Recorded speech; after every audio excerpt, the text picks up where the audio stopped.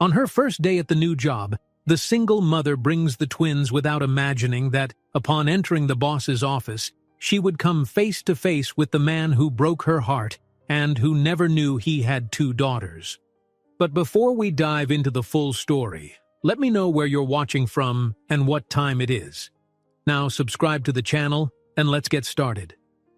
The cold November wind rattled the windows of the tiny apartment where Rachel Evans was busy packing lunchboxes for her 6-year-old twin daughters, Mia and Ella. The clock on the kitchen wall showed 5:42 a.m., a time when most people in the city were still asleep under warm blankets. But for Rachel, this early start had become routine ever since she got the unexpected call from the temp agency about an office job. The agency didn't mention many details, only that they needed someone immediately. It paid reasonably well and, most importantly, promised flexible hours for a single mom. Yet, something gnawed at Rachel, a strange feeling of déjà vu that kept her awake long before the alarm sounded. Mia and Ella, with matching caramel-colored hair but strikingly different personalities, emerged from the bedroom rubbing sleep from their eyes. Mia clutched her stuffed bunny, a comfort she'd never let go of, even during these frantic mornings. Ella, on the other hand, was already chattering excitedly about getting to see Mommy's new workplace before heading to daycare. In truth, Rachel had no choice but to bring them along until she could arrange proper childcare for the afternoon. The twins' laughter and soft morning whispers gave Rachel a momentary sense of peace, a counterbalance to the anxiety coursing through her. She couldn't stop recalling the phone conversation with the agency representative who seemed uncharacteristically rushed. "You'll be assisting a high-profile executive," the woman had said. "They need help with organizing files, scheduling, and some event planning for the company's upcoming charity gala." Rachel appreciated the chance to prove her administrative skills, which she hadn't used much since leaving her old life behind, before the twins were born, before she swore never to look back. "You'll do fine," she assured herself, yet her mind kept returning to the day she discovered she was pregnant, the day the father of her babies walked away. Even now she could remember the cold shock that ran through her body as Brandon, the man she had loved so deeply, told her he couldn't handle the responsibility. She had tried to push him from her thoughts over the years, but echoes of that betrayal refused to fade. By the time Rachel ushered the girls down the creaky steps of the apartment building, the sun was barely peeking over the horizon. She drove them in her aging sedan across town, winding through the quieter streets to avoid rush-hour chaos. The building that housed the new job, a steel and glass skyscraper, rose high above the smaller brick storefronts. It glinted in the early morning light, appearing both majestic and somewhat intimidating.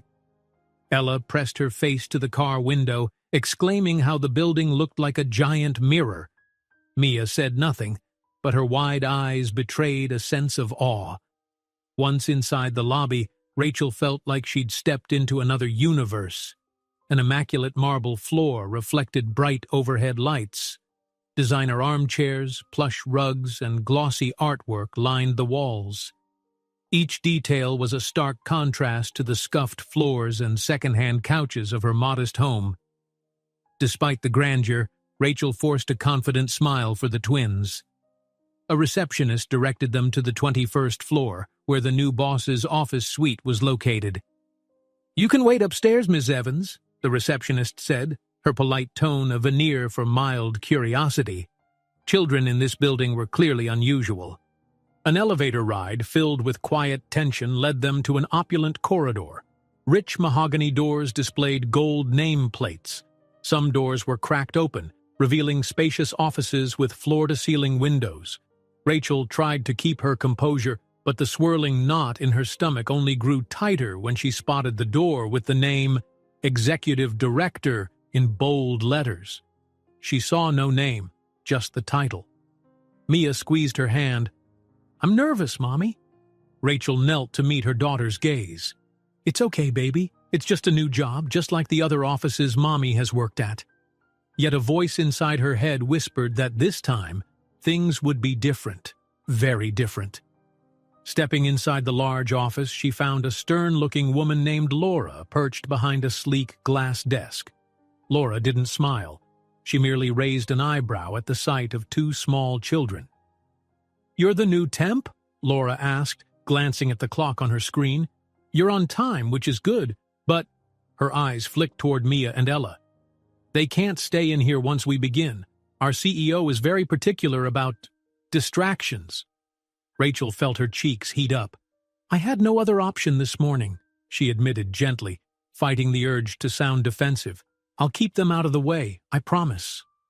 Laura's lip curled slightly, but she nodded, tapping a series of keys on her keyboard.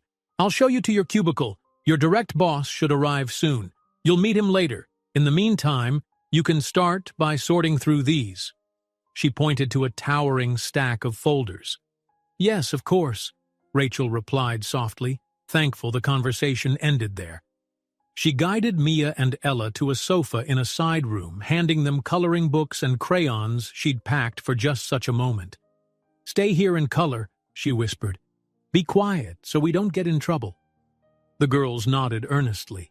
With that settled, Rachel approached the mountain of paperwork on her temporary desk, hoping she could get through the first day without any major mishaps. Time crawled. The clock reached 8:15 a.m.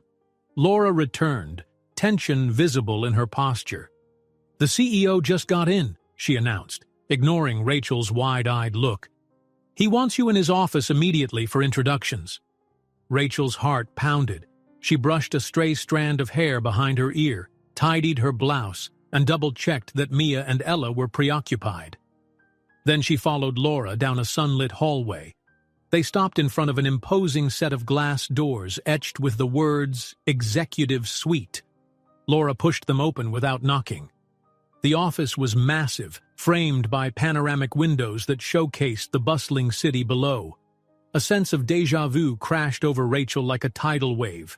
The sophisticated decor, a polished wooden desk, leather chairs, abstract paintings, reminded her of a life she had once tasted. It also reminded her of the man who had made promises he never kept. Suddenly, a deep, all-too-familiar voice filled the room. "Laura, is this the new assistant?" Rachel froze. That voice, it was him. She had replayed that voice countless times in her nightmares, in her daydreams, in every memory of betrayal. Laura stepped aside. "Yes, Brandon, this is Rachel Evans, our temp from the agency." Brandon.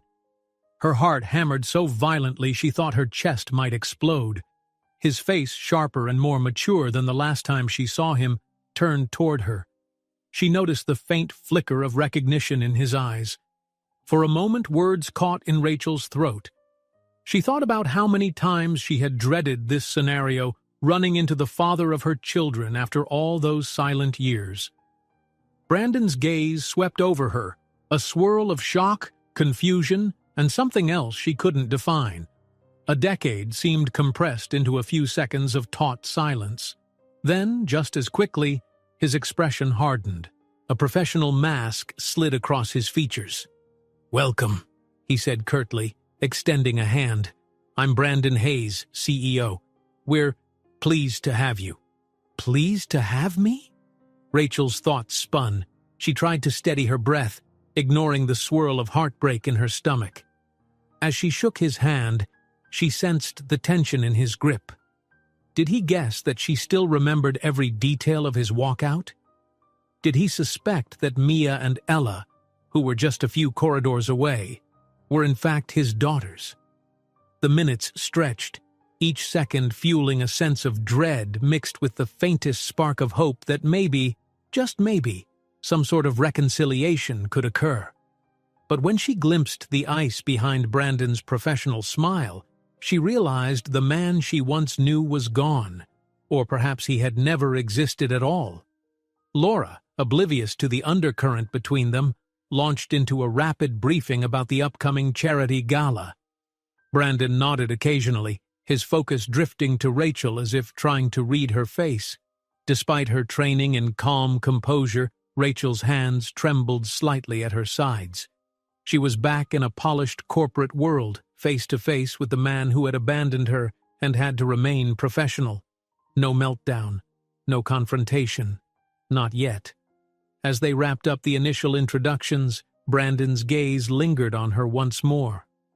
"I'll send details for the next meeting," he said, his tone clipped. "Make sure you're available."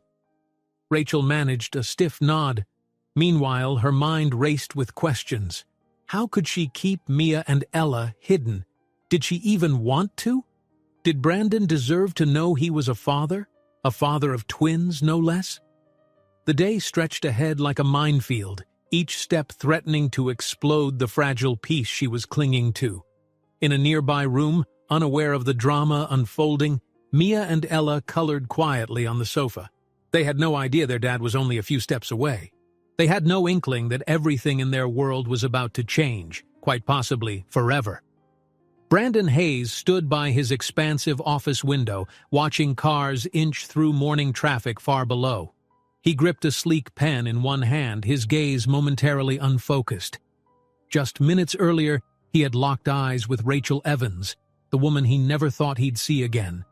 The same soft features, the same dark hair framing her face. Although she wore a professional mask, he had caught the flicker of anguish in her expression. And just like that, old memories came roaring back. A decade had done nothing to erase the guilt gnawing at him. He remembered the day he told her goodbye, throwing away every promise he'd made. At the time, his future had seemed too important, too rigid for any complication. He told himself he was doing what he had to do. No apologies, no second thoughts. Yet as he pressed the pen to his palm, Brandon cursed under his breath. He had moved heaven and earth to build his empire, to distance himself from the man who once confessed he wanted a family. Now, the very woman who might have given him that family sat just outside his office, her eyes full of questions. Laura's voice crackled through the intercom, pulling him from the haze. "Sir, the finance team is ready for you in conference room B." Brandon exhaled sharply, forcing composure. Work. That was safe territory. It was where he thrived, unburdened by the ghosts of his past. He slid his suit jacket on and headed for the door, his mind already switching to the upcoming meeting's agenda. Still, beneath his polished veneer, a knot in his chest tightened. He couldn't quite decide if he wanted to push Rachel out of mind again or corner her for answers. Meanwhile, Rachel was back at her temporary desk, reorganizing the mountain of event planning documents left by the previous assistant. She tried to lose herself in mundane tasks, hoping routine could quell the turmoil in her head. The clock on her computer read 8:58 a.m. Normally, she'd have walked Mia and Ella to daycare by now. Today, she was juggling 100 new responsibilities, not least of which was avoiding Brandon until she figured out her next move. She couldn't pretend this job was just a typical gig. Her phone buzzed, startling her. A text from her friend Danielle flashed on screen. "Danielle, how's the new job, girl? I want to hear everything tonight." Rachel paused, thumbs hovering over the keyboard. She couldn't simply reply, "The job's fine. By the way, my ex, the father of my girls, turned out to be my new boss. Surprise." She typed a quick, non-committal response, promising to fill Danielle in later. Face to face, maybe she could find the words. Suddenly, Ella appeared at Rachel's side, tugging at her sleeve. "Mommy," the little girl said in a hushed whisper, "I'm hungry. Mia, too." Rachel froze. She had left them in the side room with snacks, but apparently that wasn't enough. Glancing around, she noted the corridor was empty for the moment. "Shh," she soothed. "Wait here. I'll take you two downstairs to the cafe." The door to the side room creaked softly as Rachel guided Ella back in. Mia looked up from her coloring book. "Mommy, can we get muffins?" Rachel managed a smile. "We'll see what they have," she whispered. Inside, her heart clenched. She needed to move fast, feed the girls, and get them to childcare if possible. She couldn't keep them cooped up all day. With a bag of documents in one hand and Mia and Ella clinging to the other, Rachel tiptoed toward the elevator, praying no one would notice. The last thing she wanted was for Brandon, or anyone else, to make a scene about her kids wandering the executive suite. They reached the lobby cafe without incident. Relief washed over her as she ordered a couple of muffins and small cartons of chocolate milk. The girls settled at a tiny table beside a decorative plant. Mia looked up, her voice small. "I'm sorry we're bothering you at work." Rachel's heart ached. "You're never a bother, sweetheart. Mommy just has to figure out a schedule, that's all." For a second, she imagined how different life might have been if Brandon had stayed, how these small responsibilities might have been shared. She shook off the thought, focusing on the practical matter of calling a backup babysitter or begging an extra favor at the daycare center. She stepped aside to use her phone, leaving the girls in her line of sight. 3 missed calls from a private number flashed on her screen. She frowned. Was it the agency again? She texted the daycare manager, Ms. Burns, who owed her a favor. Ms. Burns replied swiftly, "I have 2 open spots if you can bring them before noon." Rachel sighed in gratitude. She had a plan. Feed the girls, take them to daycare, and get back to handle her tasks. At least it was something. She turned to gather Mia and Ella when she noticed a tall figure stepping out of the second elevator on the far side of the lobby. Brandon. He was flanked by a pair of senior executives, deep in conversation. They were making a beeline for the cafe as well. Rachel's pulse kicked into overdrive. The last thing she needed was for him to stroll over and see 2 adorable 6-year-olds who happened to have his eyes. Instinctively, she looked down at the girls, busy with their muffins. She had to divert Brandon's path. If he recognized them, or even became suspicious, the shock might unravel everything. Flustered, she snagged her phone again, pretending to take a call as she walked away from the cafe. She flashed a quick, "Stay put" look at Ella, praying they wouldn't follow her in confusion. Keeping her back to Brandon's group, she paced near the far wall and spoke into the phone's empty line. The overhead announcements and the hum of mid-morning crowds drowned out any normal conversation, which worked to her advantage. Brandon's low voice carried across the cafe. "I think the expansions in Chicago are a good move," he was telling one of his VPs. "But I'll need the final numbers." Rachel risked a glance. He was maybe 10 feet away now, scanning the menus. Her heart pounded. If Mia or Ella called out to her too loudly, it would draw his attention. "Girls, please be quiet," she thought, her stomach a tight knot of nerves. The older man with Brandon laughed, slapping him on the shoulder. They all turned toward the queue. Rachel let out a soundless exhale as they lined up without spotting her or the kids. The moment felt surreal. Her ex, so close yet in a whole other world of corporate ambitions. Still clutching her silent phone, Rachel slid behind a pillar and watched them from the corner of her eye. She felt a fresh wave of conflicting emotions. Part of her seethed with anger that Brandon could just move on while she scraped by, day in and day out. Another part felt an irrational pang of longing that in some parallel reality, they'd be a family. When the men finally left, coffees in hand, Rachel hurried back to Mia and Ella, who were whispering conspiratorially. "Time to go, sweeties," she said quietly. Ella frowned, mouth full of muffin. "But we're not done." "We'll finish in the car," Rachel insisted gently, packing the snacks to go. She needed to hustle them out before Brandon circled back or recognized something in her face that spelled out the truth. As they hurried through the revolving doors, stepping into the chilly morning air, Rachel's heart hammered with the knowledge of how close she'd come to an unthinkable confrontation. Herding the twins into her car, she mentally mapped the fastest route to the daycare. The building soared behind them, a shining monolith to Brandon's success. "Mommy, why are you driving so fast?"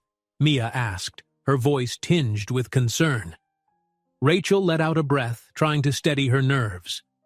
"Mommy just needs to get you girls to Ms. Burns, okay? Mommy's not supposed to have you in the office." That explanation would have to suffice. As she turned onto a side street, the question she'd been dreading pushed into her consciousness. Was it fair to hide the twins from Brandon forever? On one hand, he'd made it clear long ago he wanted no part of fatherhood. On the other, Mia and Ella deserved the truth at some point, even if that truth came with a betrayal that once shattered Rachel's heart. The sky was brightening and the city's daily bustle roared to life. Rachel focused on reaching the daycare, ignoring the prickle of tears threatening at the corners of her eyes. She couldn't fall apart now, not with her daughters in the back seat, not with an intense new job on the line, and certainly not with the father of her children striding the corridors of that skyscraper like a king. They arrived at Ms. Burns's daycare center just in time. Rachel ushered the twins inside, explaining she'd return after her shift. Mia gave a sleepy wave. Ella clung for an extra hug. Their presence calmed Rachel, even as it broke her heart to leave them. Stepping back out to her car, she realized her hands were trembling. She gripped the steering wheel, inhaling deeply. "Focus," she muttered. She had to return and tackle a day's worth of tasks. She had to keep everything normal, even though everything felt like the opposite of normal. Back at the office, a text from Laura blinked on her screen. "Report to Mr. Hayes' office at 10:30 for project updates." Rachel checked the time. 10:22. With no moment to spare, she pushed aside her swirling emotions. Business face on.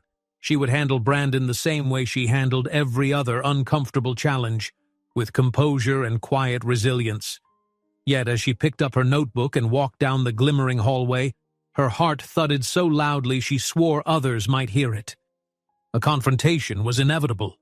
The only question was when, and whether she or Brandon would be the first to break. Rachel's shoes clicked on the polished floor as she walked the long corridor toward Brandon Hayes' office. She kept her eyes forward, chest tight, ignoring the faint pulse of anxiety building with every step. This time, there was no escaping it. She'd almost collided with Brandon at the lobby cafe earlier, and now she had a scheduled meeting with him, alone. Sure, it was about the charity gala planning and some company event tasks, but how long could they both pretend that they weren't intimately familiar with one another's past? By the time she reached the executive suite, the reception area was abuzz. An assistant hurried out carrying a stack of papers, nearly colliding with Rachel. "Oh, sorry," the assistant blurted. She recognized Rachel from earlier, then lowered her voice. "He's in a mood. Must be the new expansion negotiations." Rachel just nodded, swallowing her nerves. She tried to channel a sense of calm, the way she used to before major exams in college. Breathe in, breathe out. Once inside the office, she found Brandon studying a laptop screen. His tailored suit, crisp white shirt, and carefully groomed hair lent him an air of cool authority. Despite the friction between them, Rachel was struck again by how confident, how commanding he looked in this environment. This was his domain. Once upon a time, she might have admired that power. Now, it simply reminded her of every reason he'd likely walked away from her and the responsibilities of parenthood. "Sit," Brandon said, not quite meeting her eyes. He gestured at one of the leather chairs opposite his desk. Without a word, Rachel placed her notebook on her lap and did as instructed, determined to keep the conversation professional. He cleared his throat. "We have a charity gala in 3 weeks. Apparently the previous assistant left the planning in disarray. Vendors, caterers, guest lists, silent auction items. Everything is behind schedule." Rachel nodded. The thick files she'd looked through all morning confirmed the chaos. "We need a quick solution," he continued in a clipped tone. "I want to impress our clients and investors. Will you be able to handle coordinating all that?" Rachel inhaled, collecting her composure. "Yes. I've already reorganized the vendor list and started contacting them to confirm availability. We'll need to expedite some payments and finalize decor themes, but I can manage it." Brandon tapped a finger on his desk. "And the children's corner?" he asked abruptly. She blinked. I'm sorry?" He scrolled something on his screen. "One of the objectives of this charity event is to raise funds for a youth outreach program. Last year, we had a designated corner for kids' activities. I see no sign of that in the current plan." Rachel felt a prick of unease. Was he referencing children to unnerve her? Or was he genuinely just addressing a gap in the gala's program? Keeping her voice steady, she said, "I'll incorporate a children's corner. I have experience with that kind of setup, actually." A pause. Brandon folded his hands. "Good." His gaze swept over her face, studying her. You handled the schedule changes effectively this morning," he said, almost reluctantly. "Laura told me you reorganized the entire vendor timeline." Rachel felt a stir of surprise. Was that a compliment? "I appreciate that, Mr. Hayes," she answered, voice carefully even. Part of her wanted to drop the formality, to ask him why he'd left her in that tiny apartment, pregnant and terrified. But the cautious side of her insisted on boundaries. The last thing she needed was to lose this job. She had 2 small mouths to feed after all. Silence lingered in the office, an invisible weight pressing on them both. Outside, the city whirred with life. In that hush, Rachel almost mustered the courage to say something personal. But Brandon straightened a stack of papers on his desk, his expression turning cool again. "There's a lunch meeting with potential sponsors at noon. I want you to join, take notes. That's all." "Understood," Rachel replied. She forced a polite nod and rose, leaving before any unguarded words could slip out. Back at her desk, she released a pent-up breath and slumped in the chair. She was safe, for the moment, but the tension between them crackled in the air, impossible to ignore. They couldn't dance around the truth forever. A voice inside her insisted she should storm into his office, lay it all out. The fact that he'd once said he loved her, that she'd found out about her pregnancy right when he left, that Mia and Ella were now 6 and needed so many things: dental appointments, new shoes, bedtime stories, a sense of family. Another voice reminded her that Brandon's rejection had nearly destroyed her. What if he cast her aside a second time? Her phone pinged. A text from Ms. Burns's daycare.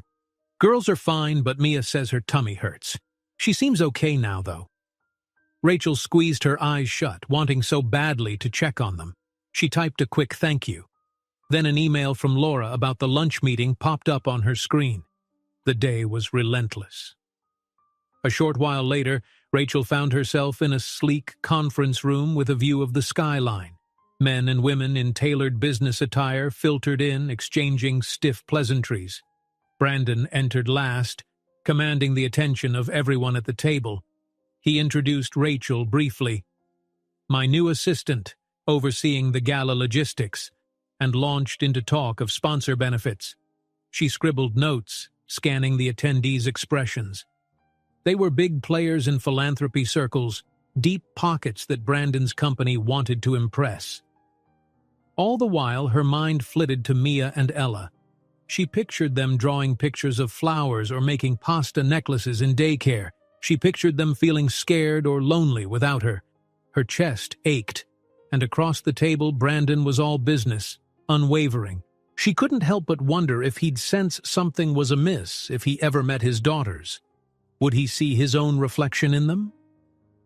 The meeting wrapped smoothly, with each sponsor promising to send over more details by week's end.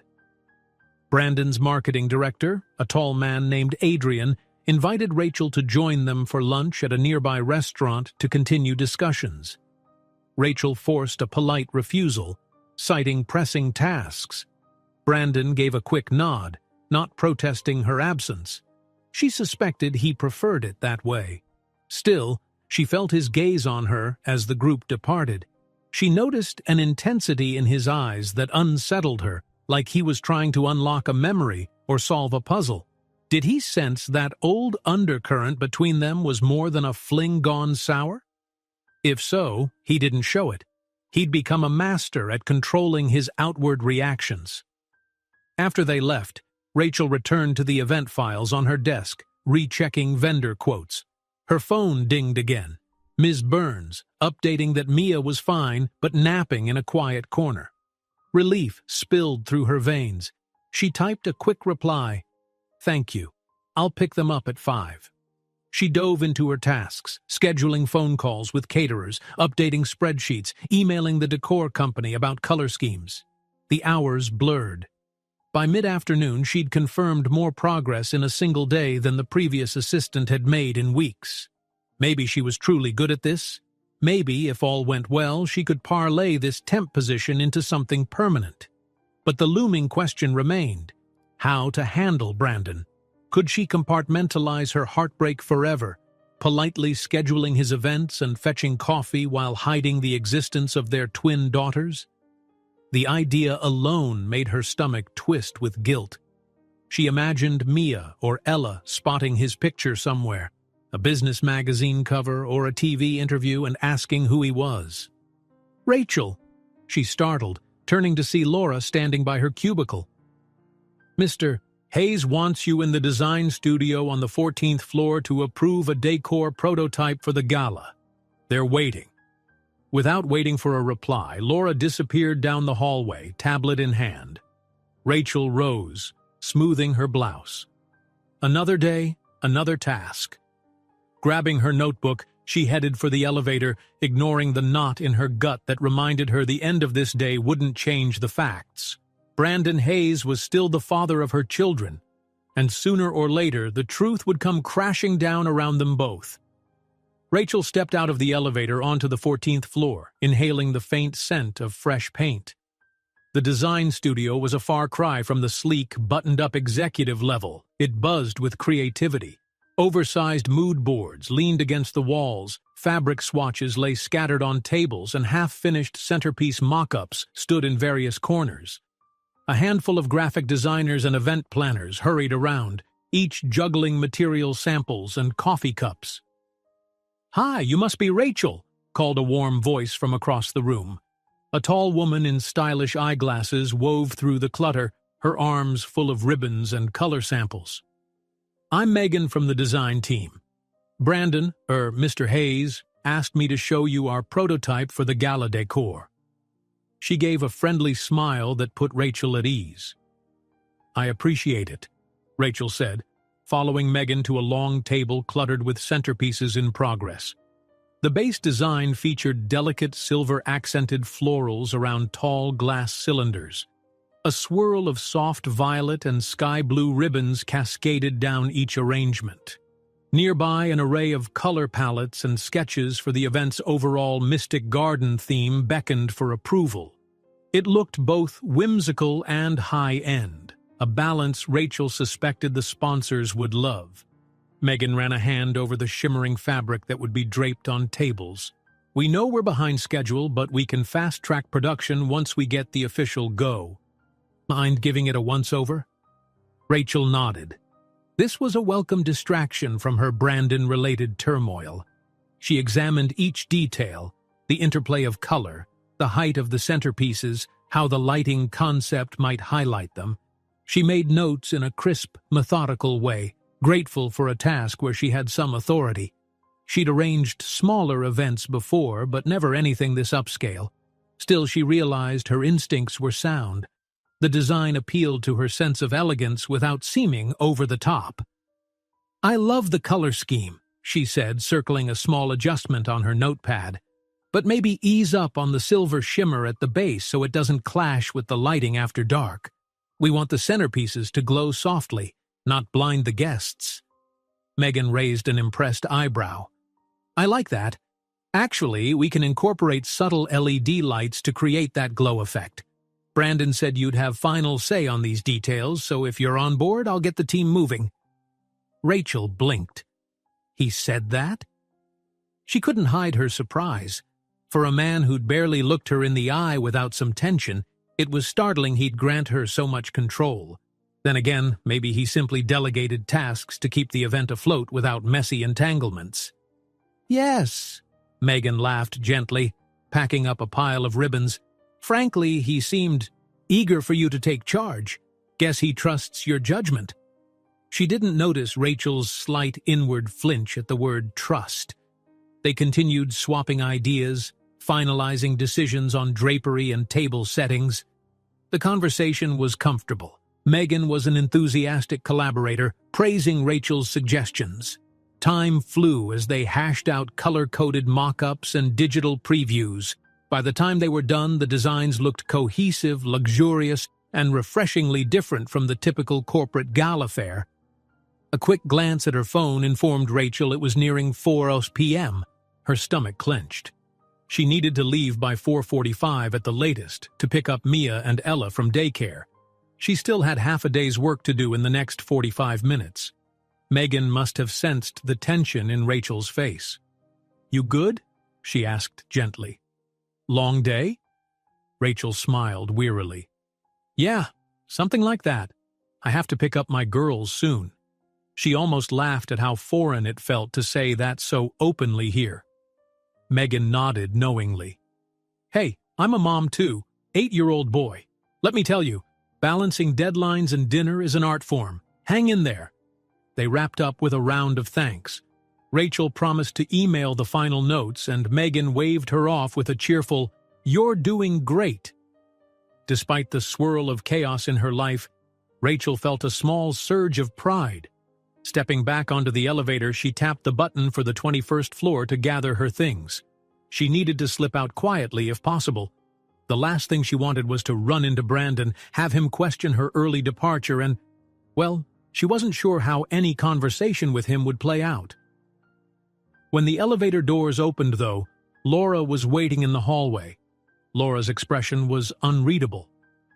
"Mr. Hayes wants to see you in his office," she said crisply. Rachel's heart sank. What was this about now? Her phone read 4:09. She had no time for a potential confrontation, but couldn't exactly refuse. She forced a neutral expression and followed Laura into Brandon's office. He stood by his window, hands clasped behind his back, scanning the skyline as if searching for answers in the city below. The late afternoon sunlight cast a golden glow across the room, making his figure look taller, more imposing. "I just got the decor update from Megan," he began without turning around. "She says you're finalizing everything. That's good. We need to ensure no more delays." "Yes," Rachel replied, clearing her throat. "We're on track to finish the design elements by next week if all goes well." He pivoted slowly, meeting her gaze. For a moment he appeared about to say something personal, but his words came out all business. "There's a potential sponsor from out of town flying in tomorrow. I'd like you to come to dinner with us, 7 p.m. at the Monarch Hotel's rooftop lounge. You'll have the decor notes on hand, of course." Dinner meeting. Rachel's pulse quickened. That time slot clashed horribly with her single mom routine. Mia and Ella's bedtime was around 8:01 p.m., and she had no one to watch them for the evening. She hesitated, searching for a diplomatic way to handle this. I can't tomorrow," she said, her voice measured. "I have, prior commitments." Brandon's brows knit slightly. "And I have the biggest sponsor of the year to impress. Everyone else on the team is booked or out of town." He paused, scrutinizing her face. "If you can't make it, say so, but we'll risk losing them to a competitor." A pang of guilt stabbed at her. She needed this job. She also needed to be there for her daughters. She tried to think of a solution. "Could we do a lunch meeting instead?" she ventured, "or push it an hour earlier?" His jaw tensed. "They arrive late. The earliest they can do is 7:00. I'm not known for bending over backwards, but this sponsor is important." Rachel swallowed hard, her mind racing. Could she ask Danielle or a neighbor to babysit for a few hours? She hadn't budgeted for last-minute childcare, but what choice did she have? Her job security might hinge on this. "All right," she said quietly, stomach in knots. "I'll figure something out." Brandon nodded, returning his gaze to the window. "Thank you." Another pause. Then, in a softer voice, he added, "If you have other obligations, it's not my intent to step all over them. But we're under pressure to close deals right now." She studied him carefully, wondering if that was his attempt at showing concern. "I understand," she replied. "I'll be there." Without further comment, she slipped out of the office. Once again, she had evaded the deeper conversation pressing at them, but at least she still had her position. By 4:30, she was sprinting from her desk to the elevator, laptop bag in hand, typing a desperate message to Danielle. "Can you watch Mia and Ella tomorrow night, 6:39? Emergency." She jammed her phone into her pocket, breathless from stress and short on time. The elevator's slow descent felt like an eternity. Finally reaching her car, she jumped in and revved the engine, weaving through traffic to the daycare center. The entire drive, her thoughts flitted between to-do lists and the silent question, how much longer could she keep the twins hidden from Brandon? At some point, he might request she stay late at the office or join out-of-state trips. The more entangled her job became, the less feasible it was to keep her personal life locked away. Within 20 minutes, she pulled into the daycare's small parking lot. Mia and Ella were waiting by Ms. Burns's desk, their backpacks slung over tiny shoulders. Ella's face lit up the moment she saw Rachel. "Mommy!" Mia ran forward, arms outstretched. "I drew a picture of you, me, and Ella in a garden." The tension in Rachel's chest loosened slightly as she gathered both girls into a hug. "I missed you," she murmured, kissing each one on the forehead. Ms. Burns gave a brief update. Mia seemed fine post-tummy ache. Ella had a great afternoon. Nothing big to worry about. The calm was welcome, but it wouldn't last long. Once they were in the car, Rachel's phone vibrated. Danielle had replied, "Yes, I can do tomorrow night, but I have to leave by 9:30. Is that okay?" Relief washed over her. She shot back a thanks and a promise to return the favor soon. Heading home, the twins chatted about their day, swapping silly stories about friends and craft projects. Rachel tried her best to be an attentive audience, but her mind was miles away, swirling with the demands of tomorrow. Dinner at the Monarch Hotel with potential sponsors, more FaceTime with Brandon. Another chunk of money spent on last-minute babysitting. It was all a precarious balance, one that left her exhausted even before the day ended. "Mommy?" Mia asked, blinking her big brown eyes from the back seat. "Are you okay?" Rachel glanced at her daughter in the rearview mirror. "Yeah, sweetie, I'm just busy, but I'm good." She forced a reassuring smile. "How about pizza for dinner? I think we deserve a treat tonight." Ella squealed, "Yes, cheese pizza." The girls clapped, dissolving into giggles, and for a brief moment Rachel allowed herself to relax. At the next red light, she caught her own reflection in the rearview mirror. Hair slightly frazzled, under-eye shadows hinting at her fatigue. She exhaled, focusing on the steady rise and fall of her shoulders. She'd figure it out. She always did. That night, after the twins drifted off in their bunk beds, Rachel sat at the small kitchen table in the dim glow of a single lamp. She pored over sponsor packets, scribbling notes about each attendee's interests so she could converse intelligently at tomorrow's dinner. She read up on philanthropic angles, environmental passions, anything that might help Brandon's firm stand out. She paused occasionally to think how surreal it was to be working so closely with the man who'd once been the center of her world and had broken it so effortlessly. The hours slipped by. Around midnight, she closed her laptop, massaging the tightness in her neck. Her mind buzzed with an unsettling thought.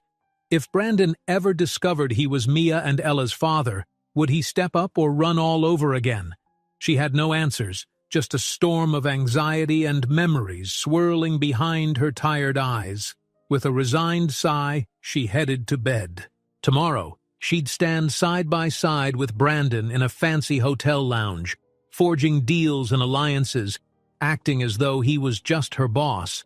Someone she'd met a week ago, someone who didn't share a past or, unbeknownst to him, a future woven into two little girls' lives.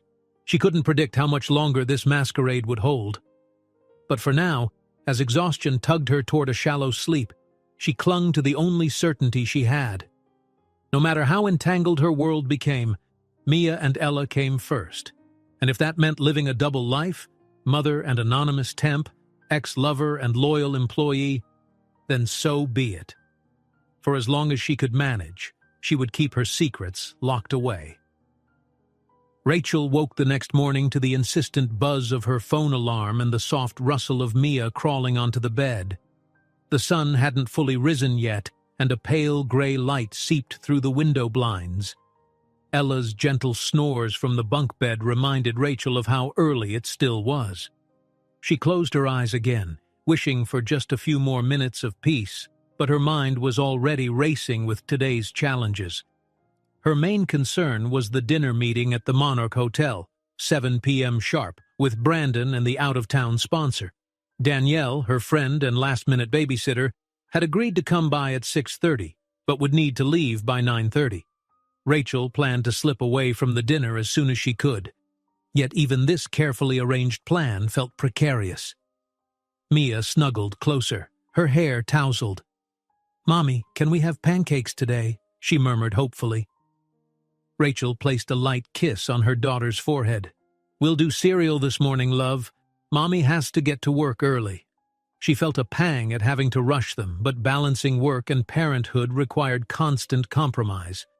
By 6:45, the tiny apartment hummed with controlled chaos. Rachel coaxing Ella into a clean shirt, Mia searching for her missing sock, and the microwave beeping with instant oatmeal. "I'll drop you two at daycare," Rachel reminded them. "And Ms. Burns will let Danielle pick you up at 6:30. Be on your best behavior, all right?" "But you always pick us up," Mia frowned, rubbing her sleepy eyes.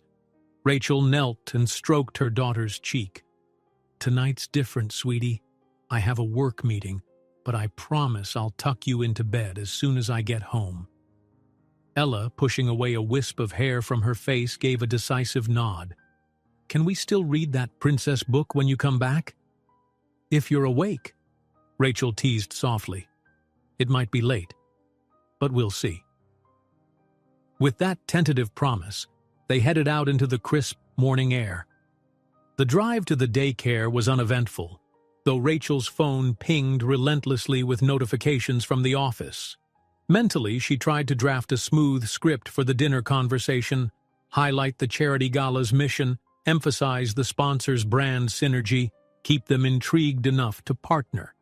Those were bullet points Brandon would want her to cover, assuming he gave her room to speak at all.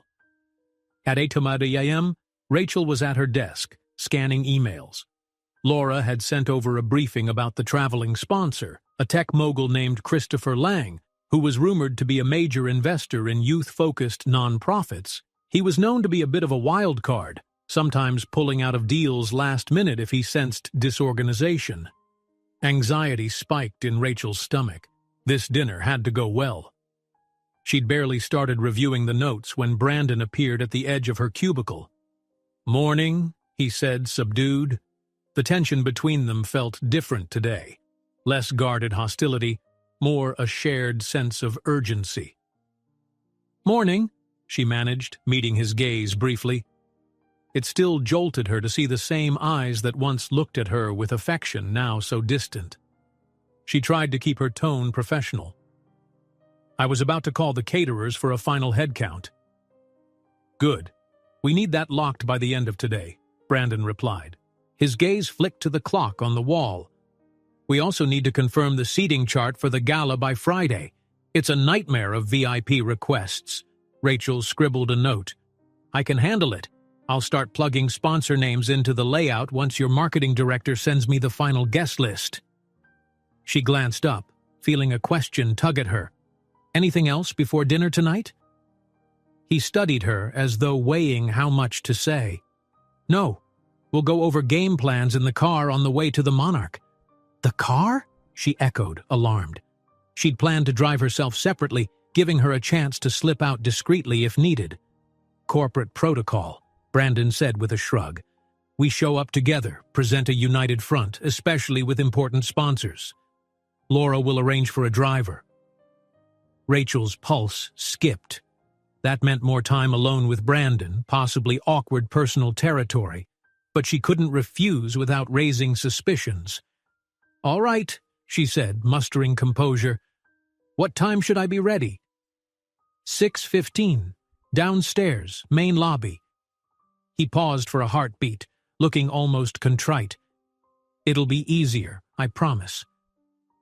Before she could respond, Brandon turned and walked away, leaving an unspoken tension hovering in the air. The day blurred in a flurry of tasks. By noon, Rachel had coordinated half a dozen last-minute vendor requests for the gala. She inhaled a quick salad at her desk and answered questions from the decor team. Megan popped by, showing her revised sketches for the table linens. Rachel gave a thumbs up. She felt more confident in these planning details, less so about the evening's dinner. Around 3:00, an email from Ms. Burns pinged. Danielle arrived early for pickup just to confirm the girls' routine. All good here. Rachel exhaled relief. Her friend was a lifesaver. At least Mia and Ella were squared away well before 7 p.m. Time marched on until 6 could arrived too soon. Rachel scrambled to gather the sponsor briefing, her laptop, and a small purse. She'd chosen a simple but elegant navy dress for the evening, plus low heels, a careful balance of professional and approachable. Her heart hammered at the thought of riding with Brandon to the Monarch. At exactly 6:15, Rachel stood in the sleek marble lobby. True to his word, Brandon stepped out of a private elevator, wearing a charcoal gray suit that looked effortlessly sharp. He nodded in greeting, then led her out to the curb where a black town car idled. The driver, a middle-aged man with neat silver hair, held the rear door open. Brandon motioned for Rachel to slide in first. She settled into the soft leather seat, swallowing the knot in her throat. In seconds, he joined her, the door shut, and the car merged into early evening traffic. They were alone. No assistants, no colleagues, just them and the hum of city streets. Brandon cleared his throat. So Christopher Lang is big on community outreach. He likes sincerity. Let's not oversell. Keep it real. Highlight the success stories of last year's programs. Rachel nodded. Understood. She flipped open a folder, running a finger over bullet points she'd jotted down. He also invests in STEM education for underprivileged kids. We could mention our coding initiative with local schools. A brief ghost of a smile tugged at Brandon's lips. You've done your homework. She closed the folder, turning her gaze to the passing lights outside. I just want this to go well, she murmured. And that was the truth, from both a professional standpoint and her personal desperation not to lose the job. Brandon's voice softened. It will. He paused. In the dim interior, she felt his eyes on her. You're good at this, Rachel. I'm grateful you took the position. She tensed, half expecting him to follow up with something about their past. Instead, he let silence settle. It felt heavy, yet oddly comforting, like a partial thaw in the ice between them. She dared not push it further. The car wove through the city, ascending toward the more upscale district. The Monarch Hotel's rooftop lounge boasted panoramic skyline views that made it a favorite for power brokers and socialites. 10 minutes later, they pulled up to the grand entrance, where a uniformed valet opened the door. Brandon stepped out first, extending a hand to help Rachel. She took it, momentarily overwhelmed by a flood of memories. Once upon a time, he'd offered that same gentle courtesy back when they were two broke college kids, heading into a cheap diner on a date. She let the thought go quickly. This was not then. The lounge's entrance gleamed with understated opulence. Soft jazz played in the background, and a hostess escorted them to a private table overlooking the city lights. Christopher Lang was already there, a tall man with salt and pepper hair and an easy grin. He stood up, clasping Brandon's hand in a firm shake. Brandon Hayes as I live and breathe, he joked, then turned his friendly gaze to Rachel. And you must be Ms. Evans. I've heard good things. Rachel responded warmly. Thank you, Mr. Lang. We appreciate you meeting us so late. They settled at the table, plush seating and flickering candles adding to the refined ambiance. Rachel placed her folder discreetly on the table, prepared to reference their pitch whenever the conversation steered that way. A waiter approached, taking orders for drinks. Brandon asked for sparkling water while Lang opted for a classic cocktail. Rachel requested a simple iced tea, feeling the need to stay sharp. They eased into small talk, travel, the city's charm, philanthropic passions. After the first round of drinks arrived, Brandon guided the conversation toward the heart of why they'd come.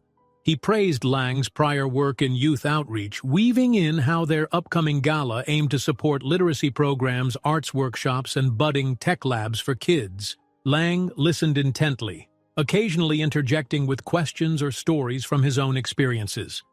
Rachel found her voice in the conversation, highlighting success stories from last year's beneficiaries, peppering in data about improved reading scores and after-school engagement. She knew the information cold, and she felt Brandon's silent approval with every strong response she gave. For once, they were entirely in sync. As dinner plates arrived, seared salmon for Brandon, steak for Lang, and roasted vegetables for Rachel, the talk shifted to details of the sponsorship agreement. Lang was direct. "I need full clarity on how funds are allocated. I've been burned before by events that claim charity but barely donate anything after overhead costs." Rachel leaned forward, empathy in her tone. "We get it. This is exactly why we're being transparent. I can provide a breakdown of the budgets and how much is earmarked for actual programs. We're also involving local nonprofits as checks and balances." She slid a short summary his way, printed in neat columns. "If you have any concerns, we'll address them." Lang skimmed the page, nodding. "This is solid." He flipped to the second sheet, lips quirking upward. "And this coding initiative in the underserved high schools, that's impressive. My nephew benefited from something similar." Throughout the discussion, Brandon chimed in with big-picture details, while Rachel handled the specifics. An hour passed in a comfortable flow, buoyed by Lang's genuine interest. Rachel felt relief rising. This was going well, better than she dared hope. By the time dessert plates were cleared, Lang tapped a finger on the table. "Let's see how this goes," he said, lifting his cocktail. "I'm in for a preliminary sponsorship. Let's finalize the specifics next week. But you have my word. I'll be at that gala, and I'll bring a hefty check." Brandon's controlled exterior betrayed a subtle flash of triumph. "That means a lot, Christopher. We won't disappoint." Lang stood, shaking both their hands. "I'm flying out early tomorrow, but please send any additional documents to my team. Great dinner, folks." With that, he departed, leaving a buzz of excitement in his wake. Rachel sagged in her chair, letting out a breath she hadn't realized she was holding.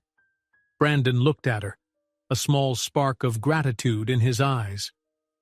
"Good work," he said quietly, sincerity in each syllable. They sat in companionable silence for a few moments, the city lights twinkling behind them like scattered diamonds. Rachel checked her phone. 9:05 p.m. A slight jolt of alarm shot through her. Danielle had to leave her apartment by 9:30. I need to get going," she stammered, standing up. "I've got something at home." Brandon rose as well. "Right, I'll let the driver know." They walked side by side through the opulent lounge, weaving between tables of elegantly dressed patrons. Rachel's nerves crackled. She couldn't afford to be late. Yet beneath that urgency she felt a flicker of warmth. This was the closest she and Brandon had been to functioning like a true team in years. Maybe ever. As they reached the elevator, Brandon tapped his phone to request the car. The doors slid shut, enclosing them in a private moment. Rachel gripped her purse strap, wishing her heart wouldn't thunder so loudly. Memories of their younger days threatened to surface. Nights spent whispering in hushed corners, daydreaming about the future. He had once confided ambitions about building a company from the ground up. Now, it was real. They were here, but everything else between them was shattered glass under the veneer of professionalism. The elevator glided down, stopping at the ground floor. Brandon walked her to the waiting town car. "Go," he said, his voice oddly gentle. "The driver will take you home first. I'll manage from there." She hesitated. Are you sure? He nodded, stepping back. Yes, I'll catch a taxi or call another car. Don't worry. Without further protest, Rachel slipped into the vehicle, half relieved and half yearning to ask him the questions that pulsed in her mind. But the door closed, and the driver pulled away. Through the tinted window, she glimpsed Brandon standing on the curb, hands in his pockets, watching her go.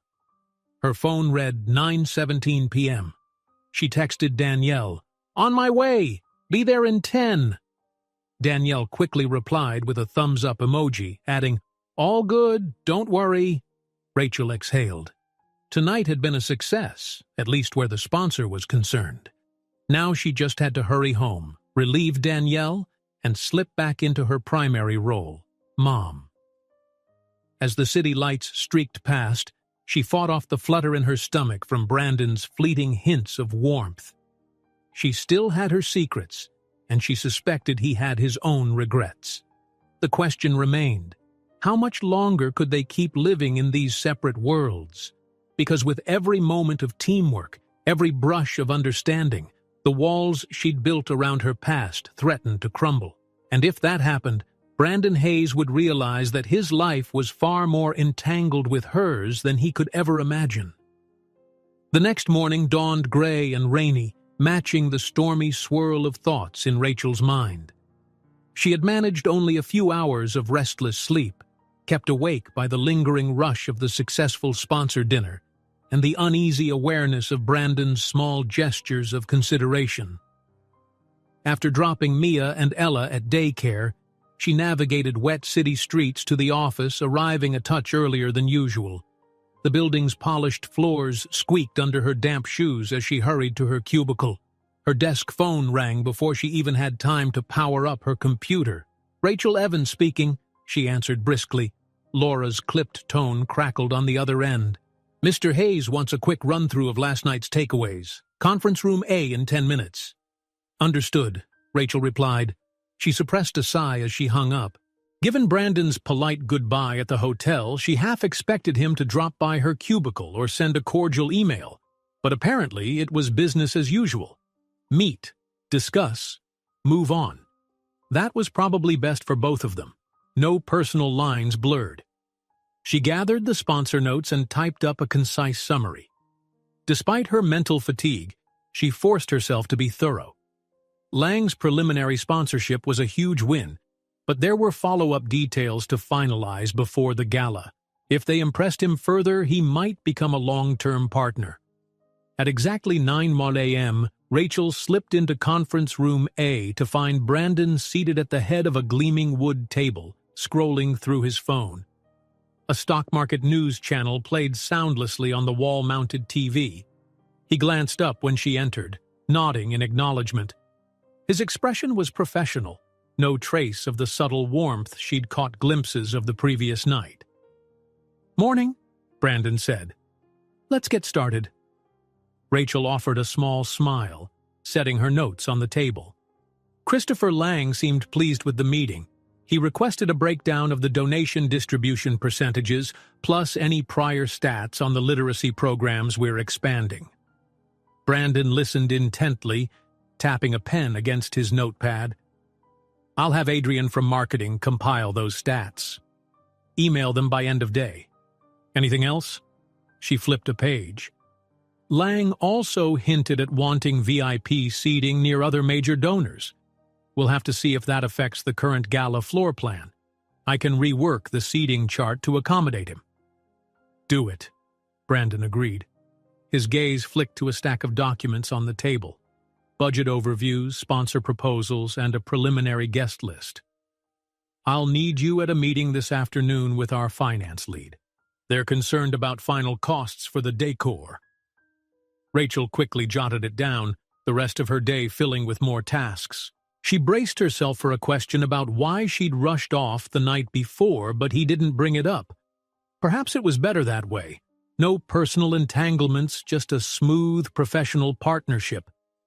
They talked for another 10 minutes, ironing out timeline kinks. Right as Rachel prepared to wrap up, the door opened and Laura stepped in with her ever-present tablet. She sent Rachel a curt nod, then turned to Brandon. "Sir, your 9:30 appointment has arrived. Thought you'd want to know." Brandon slid his notes aside.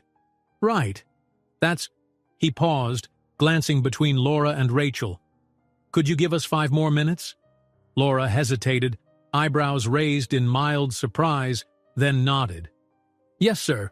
She retreated, closing the door softly behind her. Rachel's pulse kicked up. Usually, Brandon didn't insist on private time with her, especially not after a meeting seemed done. She kept her composure. "Something else on your mind?" Brandon exhaled, his steely confidence wavering just enough to reveal genuine concern. "You left pretty abruptly last night. Is everything okay?" The question caught her off guard.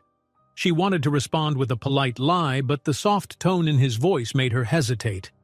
"It's fine," she managed. "Just a personal obligation I couldn't ignore." He watched her for a beat, looking like he might press for details. She saw curiosity flicker in his eyes. Perhaps a glimmer of the old Brandon, the one who used to care about her day, her worries, her dreams.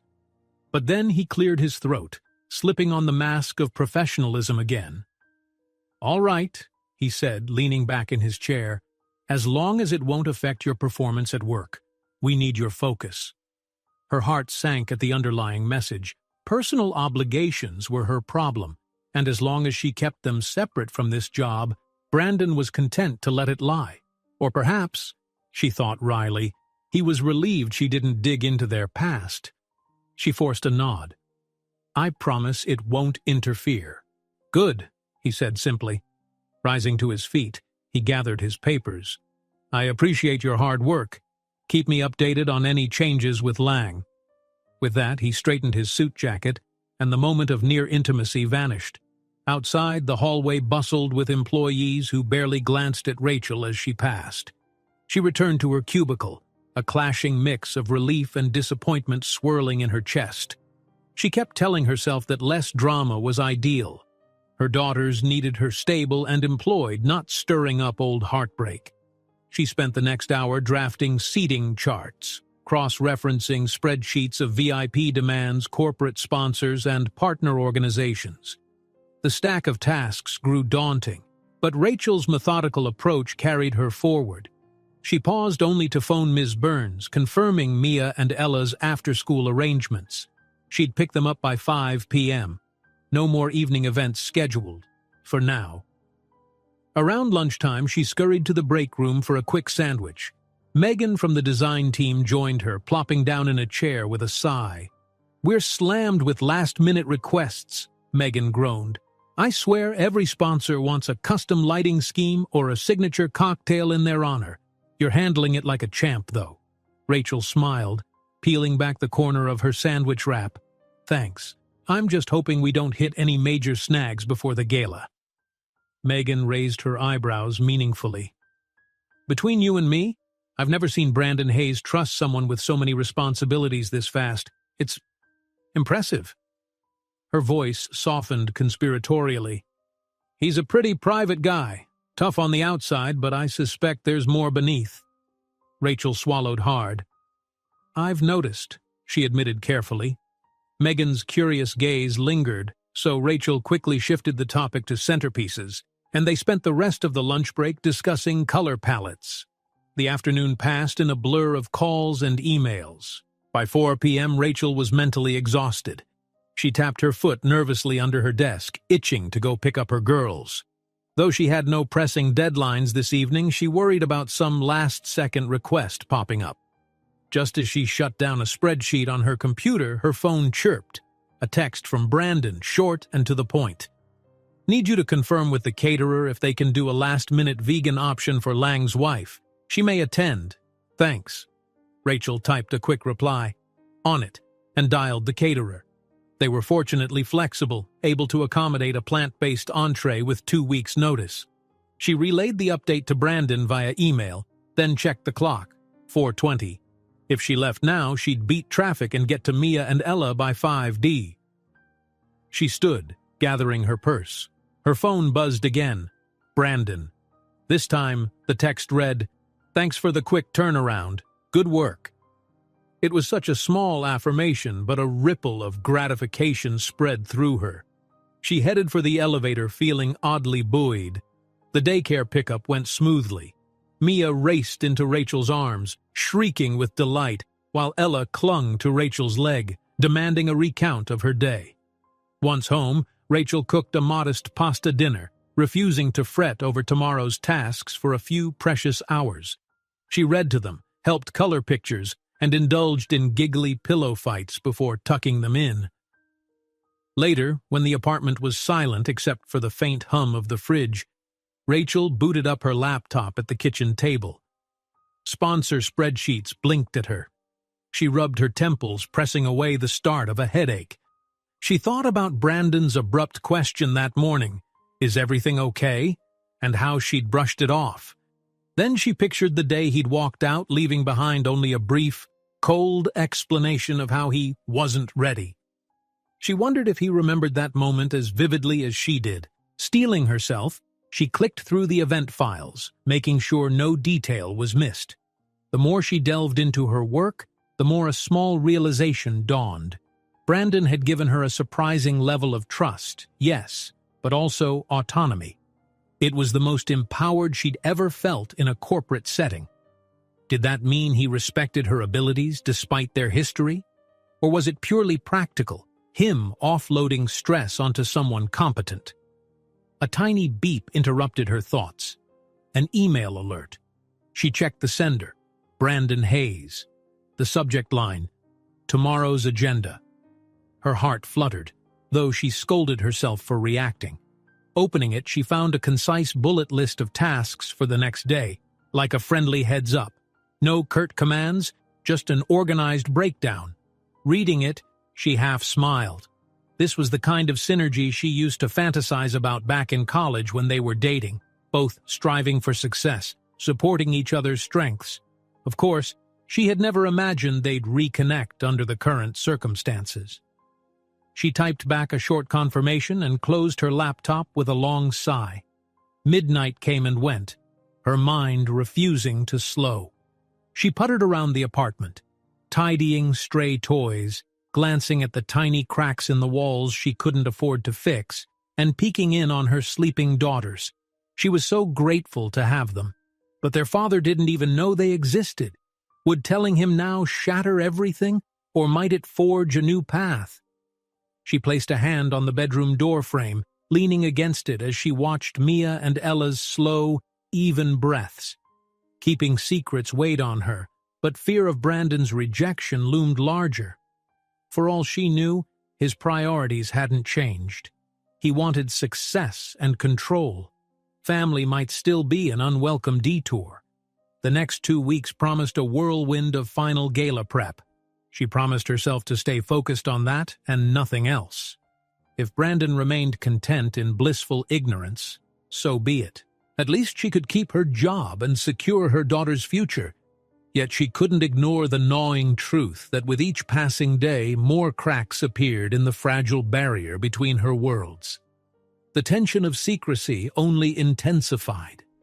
And Rachel knew that secrets never stayed hidden forever, especially not when two people were working so closely with so much at stake. Rachel exhaled as she slipped out of her modest sedan parked in one of the company's lower-level garages. She was arriving earlier than usual, barely past 7:30 in the morning, but her mind spun with too many loose ends about the gala. It was easier to dive into work than to toss and turn in bed, haunted by half-formed worries. The lingering drizzle from the night before had left the concrete slick, and she treaded carefully under dull fluorescent lights. She'd promised herself she wouldn't let her personal life overlap with her job. Yet, no matter how many times she repeated that mantra, the boundary felt thinner. Every day with Brandon Hayes brought new micro-moments of connection, frustration, or curiosity. And with the gala fast approaching, they were inevitably spending more time together. She had to keep her guard up, and her secrets locked away. Inside the building, the security guard gave her a polite nod before scanning her ID badge. The corridors were mostly deserted at this hour. Rachel welcomed the quiet, making her way to the 21st floor with a latte in hand. Her cubicle lights flickered on, revealing a neat row of color-coded sticky notes that had become her visual to-do list. She shrugged off her coat and dug into tasks immediately.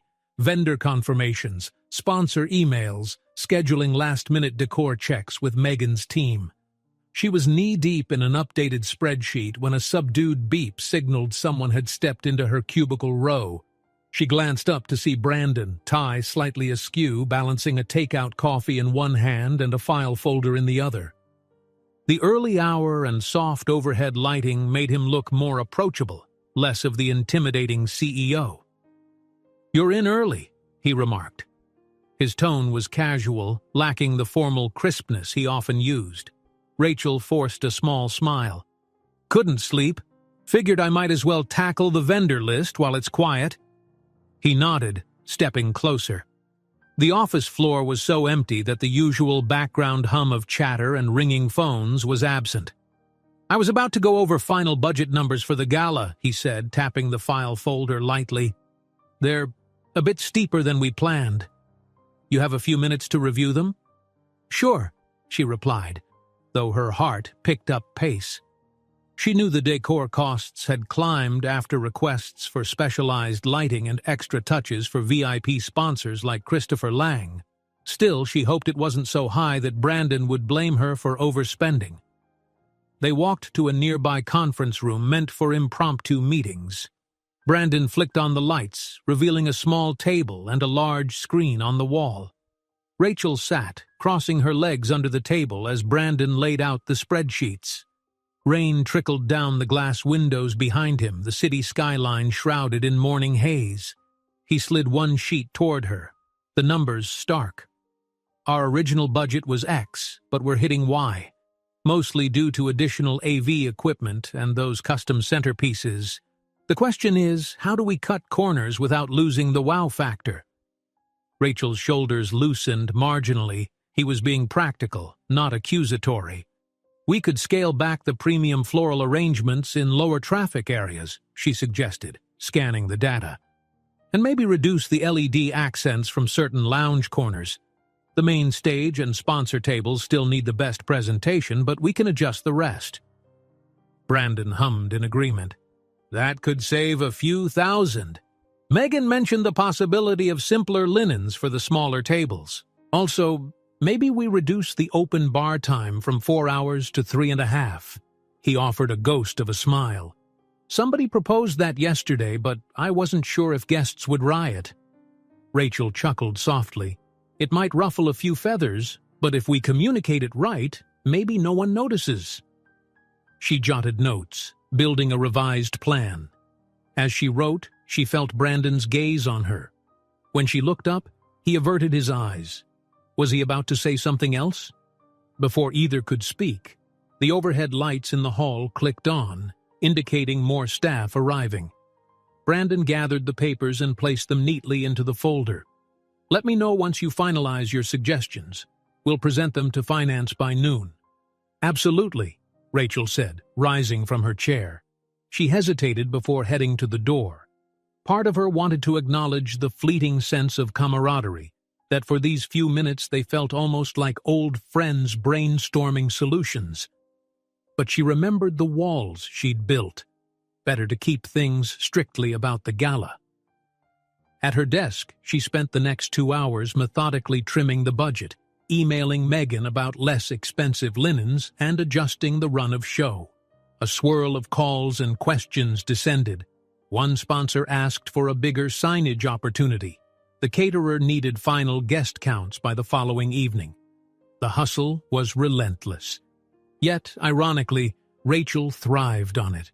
Despite the emotional undercurrent with Brandon, she felt a renewed sense of capability.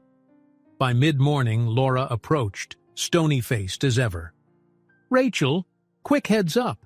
Mr. Hayes bumped up the finance meeting to 11:30. He wants to finalize budget changes ASAP."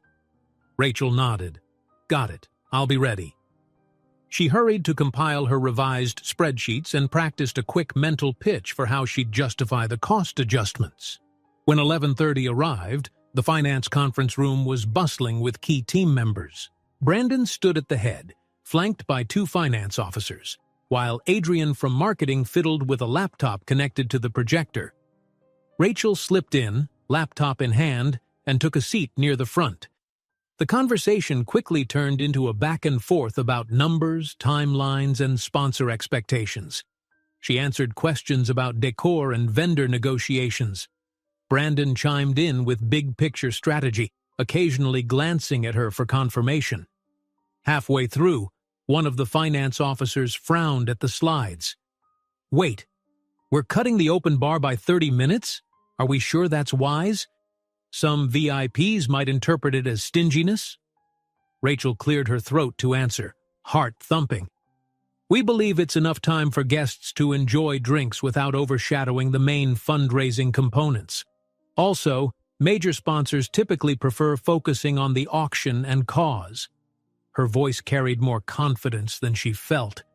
She reminded herself that the finance team was simply doing their job, ensuring money was spent wisely. Brandon nodded in approval. "Exactly. Plus, the bartenders say 90% of drink orders peak in the first 2 hours. That last half hour won't make or break satisfaction." By the meeting's end, everyone seemed satisfied with the leaner plan. They'd shaved enough off the total to keep the event profitable while still promising an upscale experience. Brandon concluded the session by thanking the group, then pulled Rachel aside as people filed out. "Nice job handling their concerns," he murmured, voice low. "Finance can be stubborn, but you held your ground." Rachel smiled, warmth fluttering in her chest. "Thank you. Hopefully the final outcome pleases both the sponsors and the budget hawks." He gave a brief nod. "Keep me posted on any more adjustments."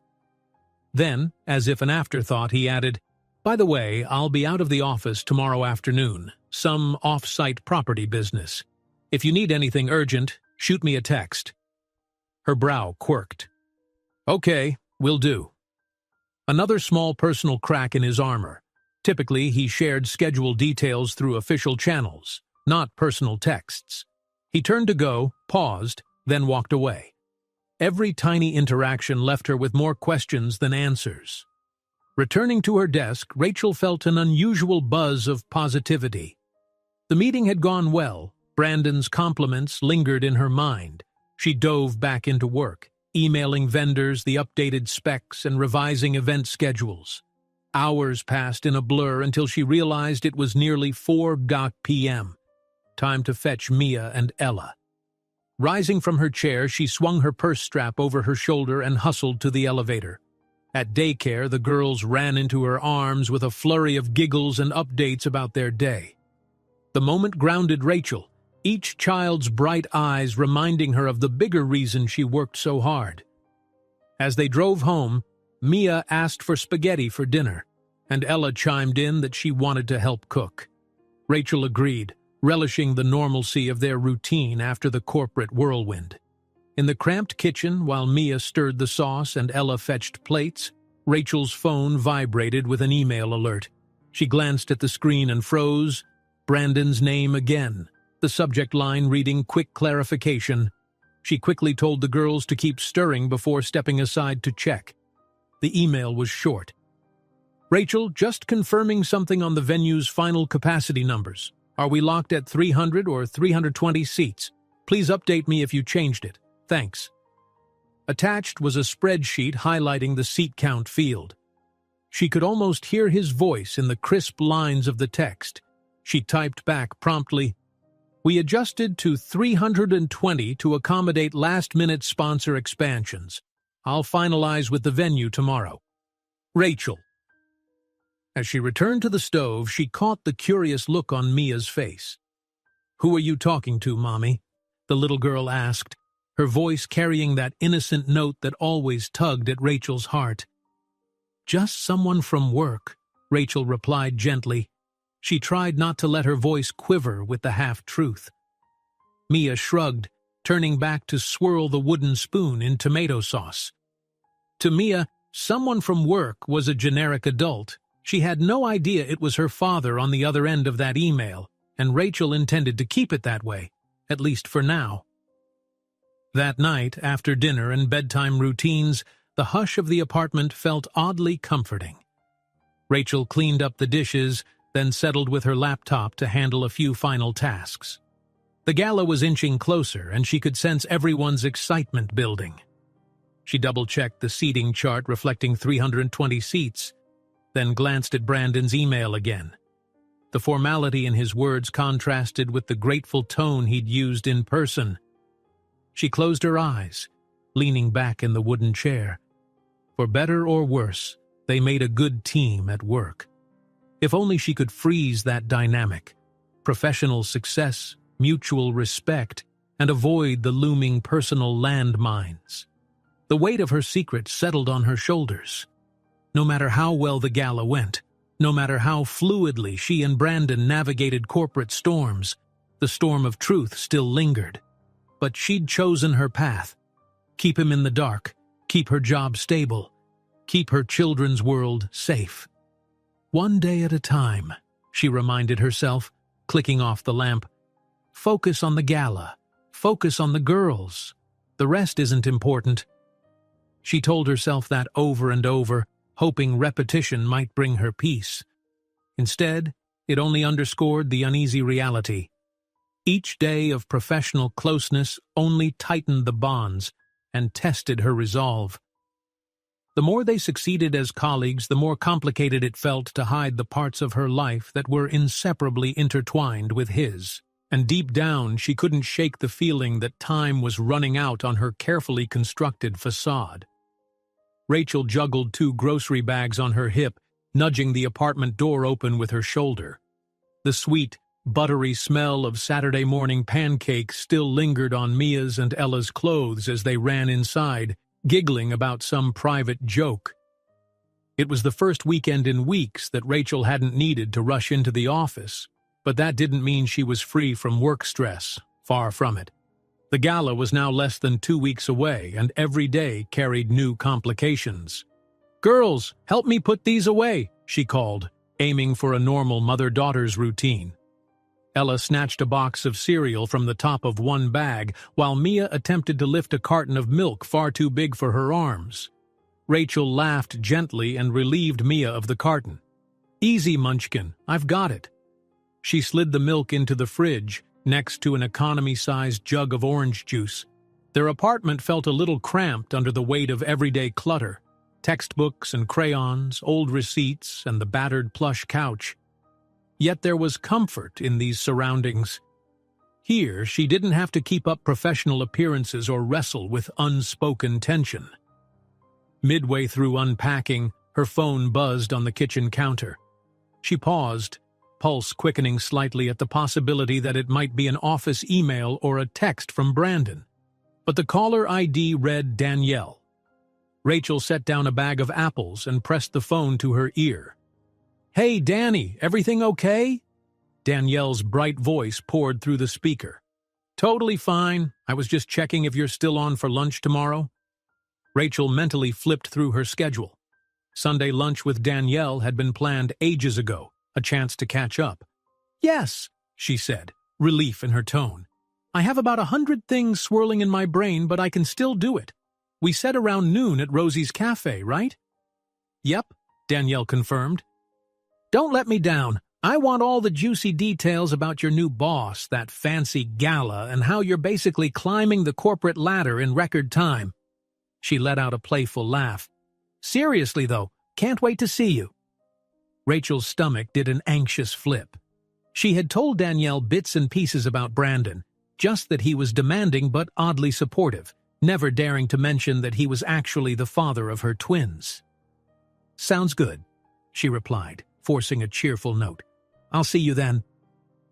When the call ended, Mia tugged at her sleeve. "Who was that? Auntie Danny?" Rachel nodded and offered a warm grin. "She says hi. She can't wait to see you two again soon."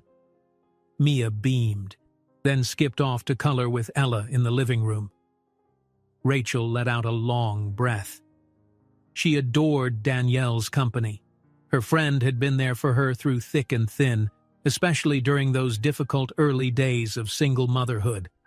Still, tomorrow's lunch threatened to dredge up complicated topics, specifically how close she was getting to Brandon in the workplace and whether she intended to reveal anything. Danielle was astute. It would be hard to hide the deepening swirl of confusion and guilt. Shaking off the nerves, she finished putting away groceries and joined Mia and Ella on the rug. They'd spread out a rainbow of crayons, each perched over coloring books covered in whimsical dragons and princesses. "Look, Mommy, I made the dragon pink!" Mia exclaimed proudly, tapping the page with her crayon. Ella, meanwhile, scribbled star shapes around the princess's dress. Rachel's heart warmed at their excitement. She smoothed a hand over Ella's hair. "This is beautiful," she murmured. In these quiet moments, the frantic pace of her other life, deadlines, sponsor demands, unresolved tension with Brandon, felt far away. She wished she could freeze time, keep them safe in an unchanging bubble. After lunch, the day rolled by in a comfortable rhythm of cleaning, story time, and short bursts of playful chaos. It wasn't until late afternoon that a new email notification broke her sense of calm. Rachel had left her laptop open on the small dining table just in case. Now, the screen glowed with a message from Megan's design team. Curious, Rachel strolled over. "Hey, Rachel, bad news about the table linens. The vendor's supply chain is delayed, meaning we won't get them in time unless we expedite shipping at an extra cost. Let me know how you want to proceed." Rachel's shoulders slumped. Another curveball. She typed a quick reply. "Megan, let's expedite. We can't have half the linens missing. I'll talk to finance on Monday about absorbing the extra cost." She closed her eyes, imagining how Brandon would respond to yet another unexpected expense. But they had no choice, really. The gala was around the corner, and half the guests had heightened expectations. She closed the email with a polite sign-off and shut her laptop. "Mommy, can we bake cookies?" Ella's voice came from behind, startling Rachel. She spun to see her daughter hugging a teddy bear, bright-eyed with weekend enthusiasm. "Please?"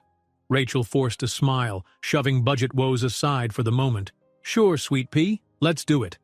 She had promised herself to keep weekend time for the girls after all. Work could wait a few hours. They whipped up chocolate chip cookie dough, the kitchen filling with sweet aromas. Mia insisted on shaping the dough into little animals while Ella just plopped random circles on the tray. Rachel snapped photos, giggling along with them. Yet each moment of happiness flickered with an undercurrent. Brandon had no idea he was missing this.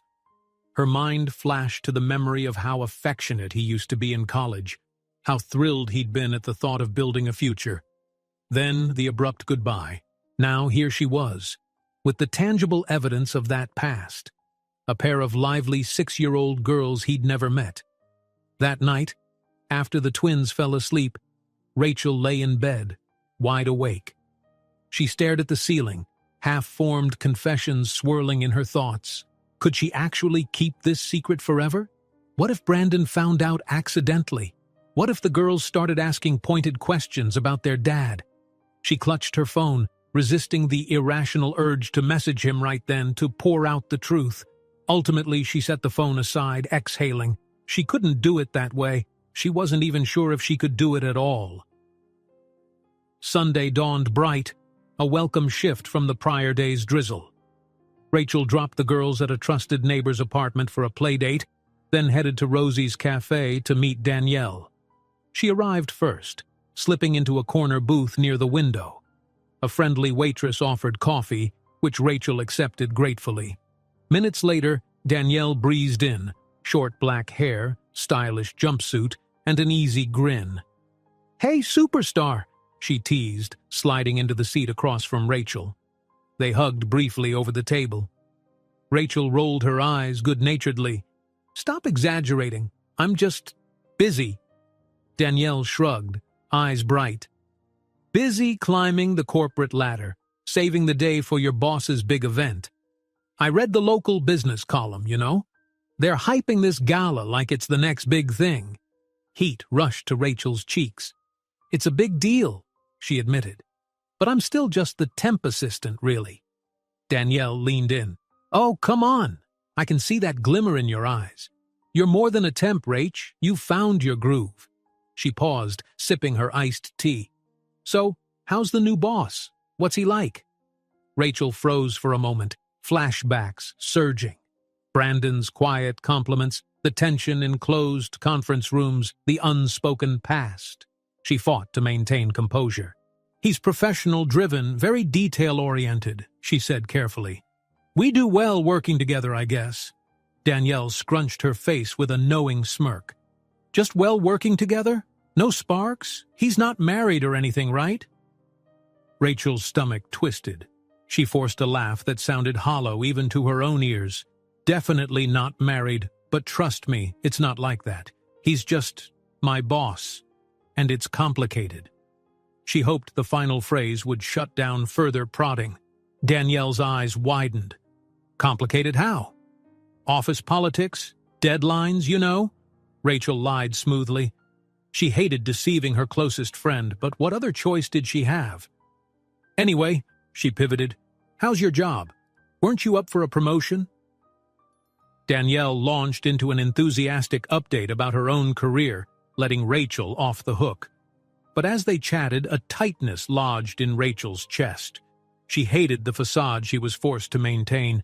Danielle was the one person who might genuinely help her navigate the Brandon situation, yet telling her would risk everything. The secret about Mia and Ella, Rachel's job, the fragile stability she'd built. They ate sandwiches and sipped coffees, discussing the twins, weekend getaways, and future plans. Yet Danielle's curiosity about the mysterious boss lingered, an undercurrent in every polite shift of subject. Finally, as they split the check, Danielle patted Rachel's hand. Look, I won't pry, but if you need to talk about anything, work or otherwise, you know I'm here, right? Rachel smiled, tears threatening for reasons she couldn't fully explain. Thank you, Danny. That means a lot. She said goodbye and promised to meet again soon, but as she walked back to her car, a sense of loneliness hit her like a wave.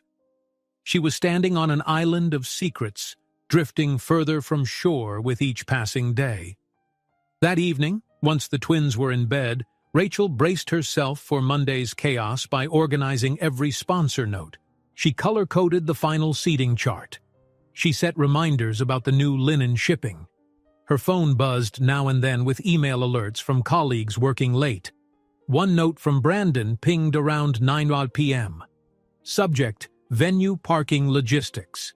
We need a plan for VIP arrivals, valet or self-park. Could you connect with the venue on Monday? Brandon, Rachel typed a swift reply. Absolutely. I'll confirm valet availability and share the details. She paused, fingers hesitating on the keyboard. She wanted to add some personal sign-off, some small acknowledgement of how they were actually communicating on a Sunday night outside normal hours. But she didn't. She pressed send, then stared at the screen, heart unsettled. Eventually, she dragged herself to bed, but sleep remained elusive.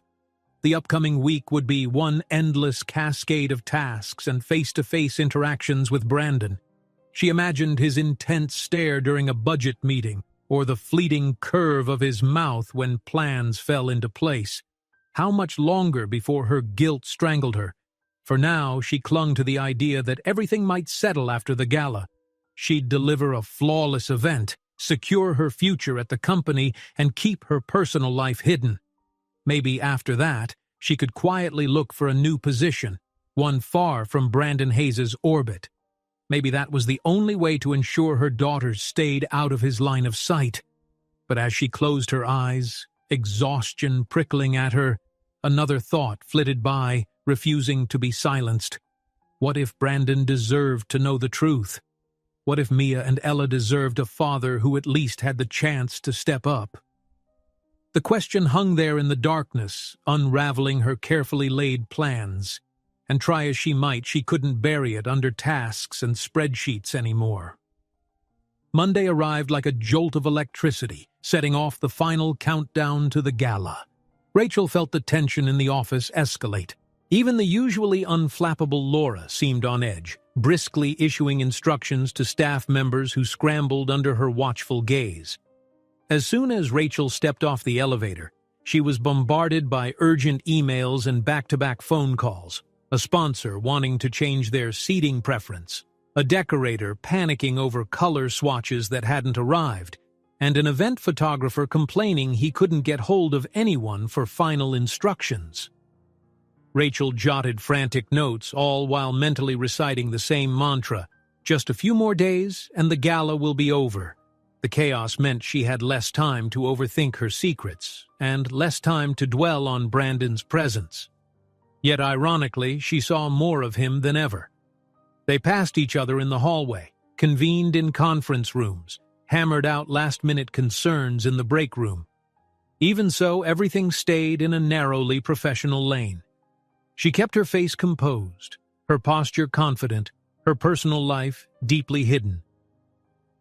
Around mid-morning, Rachel headed into Brandon's office for a quick update on valet logistics at the venue. He was on the phone, pacing by the window.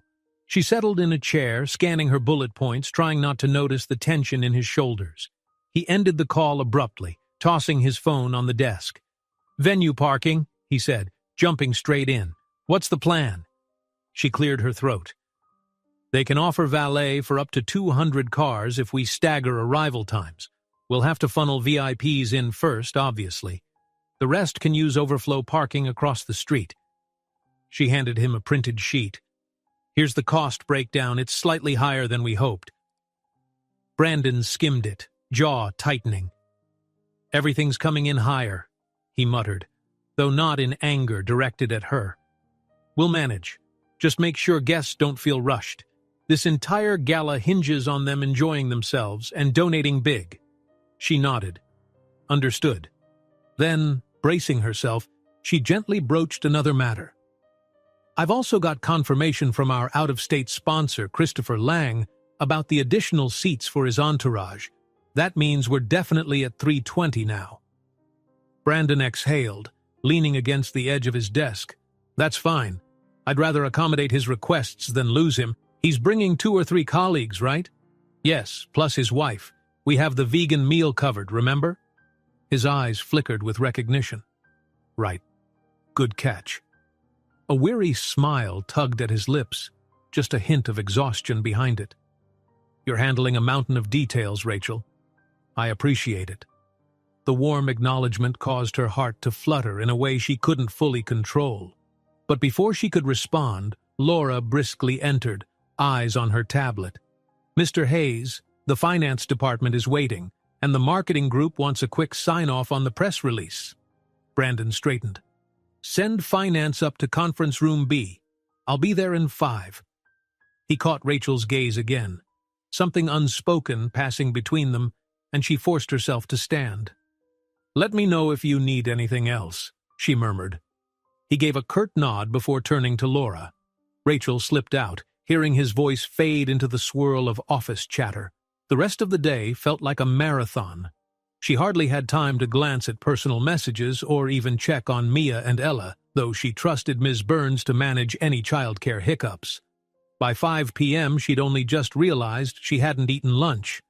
Quickly, she gathered her purse to leave, determined not to compromise her pickup routine. As she was walking out, her phone buzzed with an email from Danielle asking how the big fancy event was coming. Rachel tapped out a quick, "Super busy, we'll call soon," and headed for the elevator. On the drive to daycare, she tried to refocus on the twins, picturing Mia's chatter about art projects and Ella's bright curiosity. She sighed at how separate her 2 worlds felt, like she was living 2 distinct lives toggling between them. If anything, the gala's demands only amplified that duality. She arrived at the daycare just in time, mustering a broad smile for Mia and Ella. "Mommy!" they squealed, racing forward with the day's drawings clutched in their small hands. Mia boasted a crayon masterpiece of a castle, while Ella showed off a shaky yet adorable portrait labeled "Mom and Me." Rachel's heart squeezed at the innocence. She gathered them into her arms, inhaling the sweet crayon and paste smell that clung to their clothes. "How about spaghetti tonight?" she asked, leading them to the car. Both girls cheered. It was a mundane moment, loading backpacks, buckling car seats, but for Rachel it was a grounding ritual, something that reminded her what truly mattered beyond corporate budgets and sponsor demands. Back home, dinner preparations became a lively affair, with Mia helping tear lettuce for salad while Ella arranged utensils. The chaos of the office dissipated as they sat down to eat. The girls talked over each other, describing their day with enthusiastic hand gestures. Rachel listened, her chest knotting with gratitude, yet also with guilt, because no matter how close they were, a part of her life still remained locked away. After bath time and a round of bedtime stories, she tucked the twins in. Their eyelids drooped, and soon soft snores filled the small bedroom. Rachel pulled the door nearly shut, leaving a crack of hallway light. In the living room, she caught sight of the sponsor spreadsheets on her coffee table and sighed. She had planned to finalize the master seating chart tonight. Another late session at her makeshift home office, it seemed. She brewed a cup of tea and opened her laptop, the screen illuminating the cramped living room. As she cross-checked guest names with table assignments, her phone vibrated. Expecting a vendor email, she was startled to see it was a text from Brandon. Brandon, quick question. Do we have an exact time for the silent auction start? Sponsors keep asking. Rachel glanced at the clock, 9:15 p.m. Of course, he'd still be working. She typed back, Rachel, we scheduled the silent auction to begin at 7:30 right after opening remarks. Bidding will close at 9:15, about halfway through dinner. Brandon's reply came almost immediately. Brandon, perfect, thanks. Sorry for bothering you so late. Something in that apology softened her. She texted him once more before she could overthink. Rachel, no bother. I'm up anyway, finishing the seating chart. She watched the screen, half expecting another message. For a minute or two, nothing happened. Then, Brandon, get some rest if you can. We're in for a crazy final stretch. Rachel's chest tightened. Was that concern, or just a polite sign-off? Either way, it felt personal, a fleeting glimpse of the man she used to know. She wrote a simple, will do, good night, and left it at that. Her heart thudded with complicated emotions, but she shoved them aside to refocus on her laptop.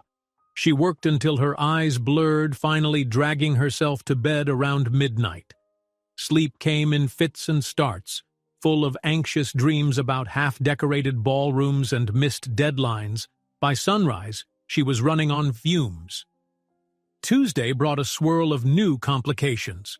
One major sponsor abruptly canceled, citing a scheduling conflict, though rumor hinted they'd decided to back a different charity gala. This was a blow not just to finances, but to the event's prestige. Rachel wrestled damage control with the marketing team, drafting a polite statement to conceal the last-minute fallout. The tension soared, especially when finance pressed them about the potential shortfall. She expected Brandon to unleash frustration, but he remained stoic, instructing her calmly to pivot resources and reaffirm commitments from other donors. Late in the afternoon, Brandon called an emergency meeting with the marketing staff to strategize. Rachel sat quietly at the conference table while Adrian rattled off ideas to lure smaller sponsors to fill the gap. Brandon listened, fingers tented beneath his chin. Then he turned to Rachel.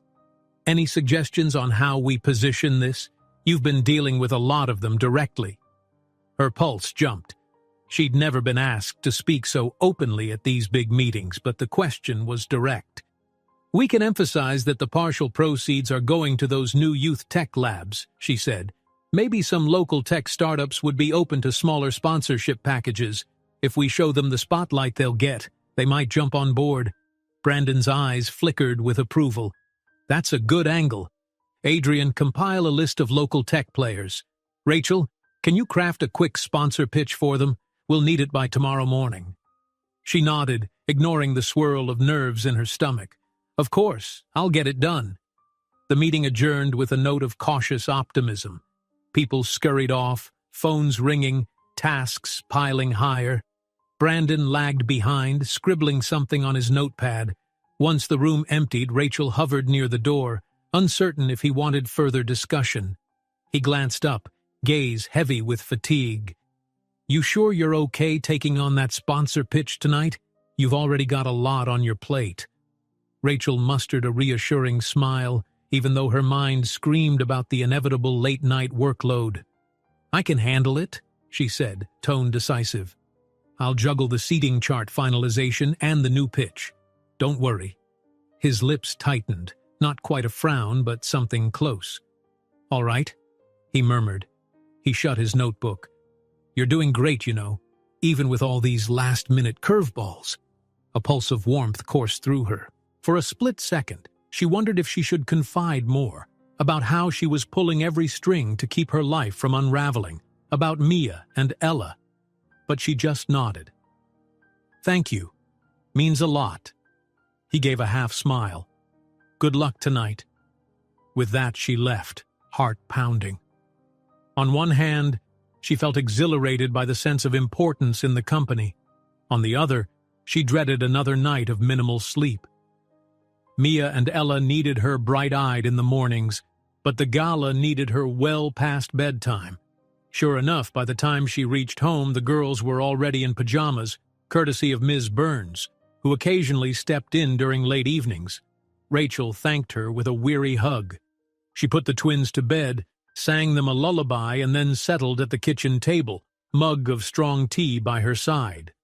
Opening a blank document, she began drafting the sponsor pitch, carefully highlighting every angle that might entice local tech companies to fill the gap. She cross-referenced the marketing deck, double-checked the budget, and tried to craft a personal, compelling narrative, one that Brandon would approve. Near midnight, her phone buzzed. Danielle again, asking how she was holding up. Rachel texted back a quick, "Swamped, might call tomorrow." Then she resumed typing, her back aching, eyes blurring. She pictured Brandon's gratitude if this plan worked, pictured how proud she'd feel forging new sponsor relationships. That small motivation carried her through the final paragraphs. When she finally crawled into bed around 1:30 a.m., every muscle felt stiff. She closed her eyes, wishing for a full night's rest. Instead, her mind swarmed with the reality that tomorrow she'd face more drama, more close proximity to Brandon, and more reminders of the secret that weighed heavier every day. Success at work was within reach, but so was the risk of everything unraveling. She turned on her side, hugging a pillow, forcing herself to breathe in and out, slowly. "Just a few more days," she whispered into the darkness. Then, maybe, she'd figure out how to keep her life from splintering under the weight of hidden truths and half-spoken confessions. At least, that was the hope she clung to as exhaustion finally claimed her, pulling her into a restless sleep. Tension hung thick in the air on the morning of the gala, like the final stretch of a marathon. Everyone in the office could sense the magnitude of the event. They had labored for weeks, weaving together decor, catering, VIP lists, and sponsor demands. Now there was no more time for adjustments. Everything would either fall perfectly into place or collapse. Rachel arrived at the venue at 9 a.m., accompanied by Megan and a few other team members. The grand ballroom spread out under crystal chandeliers, half-dressed in shimmering tablecloths. Workers bustled with ladders, floral arrangements, and boxes of custom signage. Rachel walked the perimeter, ticking items off her clipboard. Lighting was installed, centerpiece flowers were still fresh, and the silent auction tables were set up just as planned. A swirl of pride and anxiety moved through her. This was the culmination of countless late nights. By noon, Brandon arrived with Adrian and Laura. He was dressed in a tailored dark suit, a crisp white shirt open at the collar, an uncharacteristic touch of ease. Despite the calm facade, Rachel could see the strain around his eyes. He nodded to her as if to say, "Let's do this." Together, they performed a final pass through the venue, verifying signage placements and double-checking technology setups for sponsor videos. "All right, folks," Brandon addressed the staff who had gathered in the lobby. "We have exactly 6 hours until guests start arriving. Let's keep everything smooth. Remember, any problems? No matter how small, you bring them to me or to Rachel. Understood? A chorus of "Yes, sir" followed. Rachel exchanged a brief look with him, a silent acknowledgement of how far they had come. This was it. Make or break. She slipped behind a partition to check her phone. Ms. Burns had sent a reassuring text about the twins who were attending a special afternoon program at daycare. Rachel had arranged for a babysitter to pick them up and stay at the apartment until nighttime. She pictured Mia and Ella playing games, chattering about their day, blissfully unaware that their mother was about to host one of the biggest events of the year, alongside the father they'd never met. The friction of that reality stung, but she stuffed down the emotion. There was no time to dwell on heartbreak. As evening approached, Rachel changed into an elegant, simple black dress she'd stored in a garment bag. The reflection in the dressing room mirror startled her. She looked poised and professional, hair swept into a low chignon, subtle makeup accentuating her dark eyes. A pang hit her chest. She almost resembled the old Rachel who dreamed of building a life with Brandon so many years ago. Now, that same man was her boss, someone she'd carefully kept at a distance. She emerged into the ballroom at 6:30 p.m., just as the first sponsors began trickling in. Brandon stood near the grand entrance, welcoming guests with a practiced smile. At his side, Laura handled the main check-in. Rachel busied herself making sure the silent auction tables were perfectly lit, adjusting sign-up sheets for each item. She felt the hum of adrenaline, a certain thrill in orchestrating a major event. If only her personal life wasn't so tangled beneath the polished exterior. At 7:00 p.m., the lounge area filled with elegantly dressed attendees sipping champagne. Rachel spotted Christopher Lang in conversation with Adrian. She made her way over, greeting him with a warm smile. "So glad you could make it," she said. "Do you need anything?" Lang beamed. "Glad to be here. My wife's vegan meal was confirmed, yes?" "It's all set," Rachel assured him, nodding at a passing waiter who carried an array of hors d'oeuvres. "We'll have it brought out at dinner service. Thank you again for supporting our cause." Lang raised his glass. "Here's hoping for a successful night." At 7:30, Brandon took the stage to deliver welcoming remarks. He spoke with a confident, measured tone about the youth programs the gala would fund, reading initiatives, arts classes, and new technology labs for underprivileged kids. Rachel stood at the side, applause echoing after his speech, pride mingling with an ache of memory. The man behind the microphone was a refined version of the dreamer she once knew, and in that moment, she saw glimpses of his younger self, a spark that had drawn her in when they were just two ambitious students. As dinner started, the guests took their assigned seats, guided by intricately designed place cards. Rachel navigated the tables to ensure each sponsor felt attended to. Fresh drinks, friendly conversation, no detail neglected. She kept an eye out for any mishap that might unravel the evening. Everything flowed in a near-flawless dance, until a whispered urgency from Laura alerted her to a microphone glitch for the upcoming auction announcement. Rachel hurried behind the main stage where the AV crew fiddled with cables. They explained that the wireless mic had started picking up static from an unknown source. Glancing at her watch, 8:40 p.m., the silent auction was supposed to launch in less than 5 minutes. Her heart pounded as she assisted the techs, rummaging for a backup mic, testing each frequency. The frantic energy reminded her of how easily months of planning could unravel in seconds. At 8:45, Brandon appeared at her side, breath a bit ragged from weaving through the crowd. "Problem?" She nodded, biting her lip. "Main mic is cutting out. We're trying a backup." He frowned. "Should I stall the guests?" Rachel considered it. "Give me 2 minutes. If we can't fix it, we'll pivot to a handheld. Just keep them entertained." Brandon nodded. "All right, 2 minutes." Then, quieter, he added, "You've got this." Strangely, that small vote of confidence steadied her. In less than a minute, the tech crew found a working frequency that locked onto a fresh handheld mic. Rachel tested it, voice echoing through the side stage speaker. "We're good," she whispered, adrenaline coursing. Brandon offered the faintest grin, relief visible in the set of his shoulders. Moments later, he stepped on stage with the new mic and announced the silent auction had begun, inviting guests to view items and place bids. Applause erupted. Rachel exhaled with a shaky smile. Crisis averted. Yet, as the evening progressed, a knot of tension formed in her chest. She recognized the shape of that feeling, the sense that she stood at the brink of a personal crossroad. The gala might be going smoothly, but what about tomorrow? Brandon had shown more trust and respect than she ever expected. The secrecy about the twins felt heavier each time she saw him praising charitable giving for children's futures. Around 9:15 p.m., the crowd drifted from the dinner tables to the silent auction area. Soft music played, the vibes celebratory. Rachel wound her way through clusters of guests, ensuring the final bidding ran smoothly. She glanced at her phone. A text from the babysitter read, "Girls are good. Mia says hi."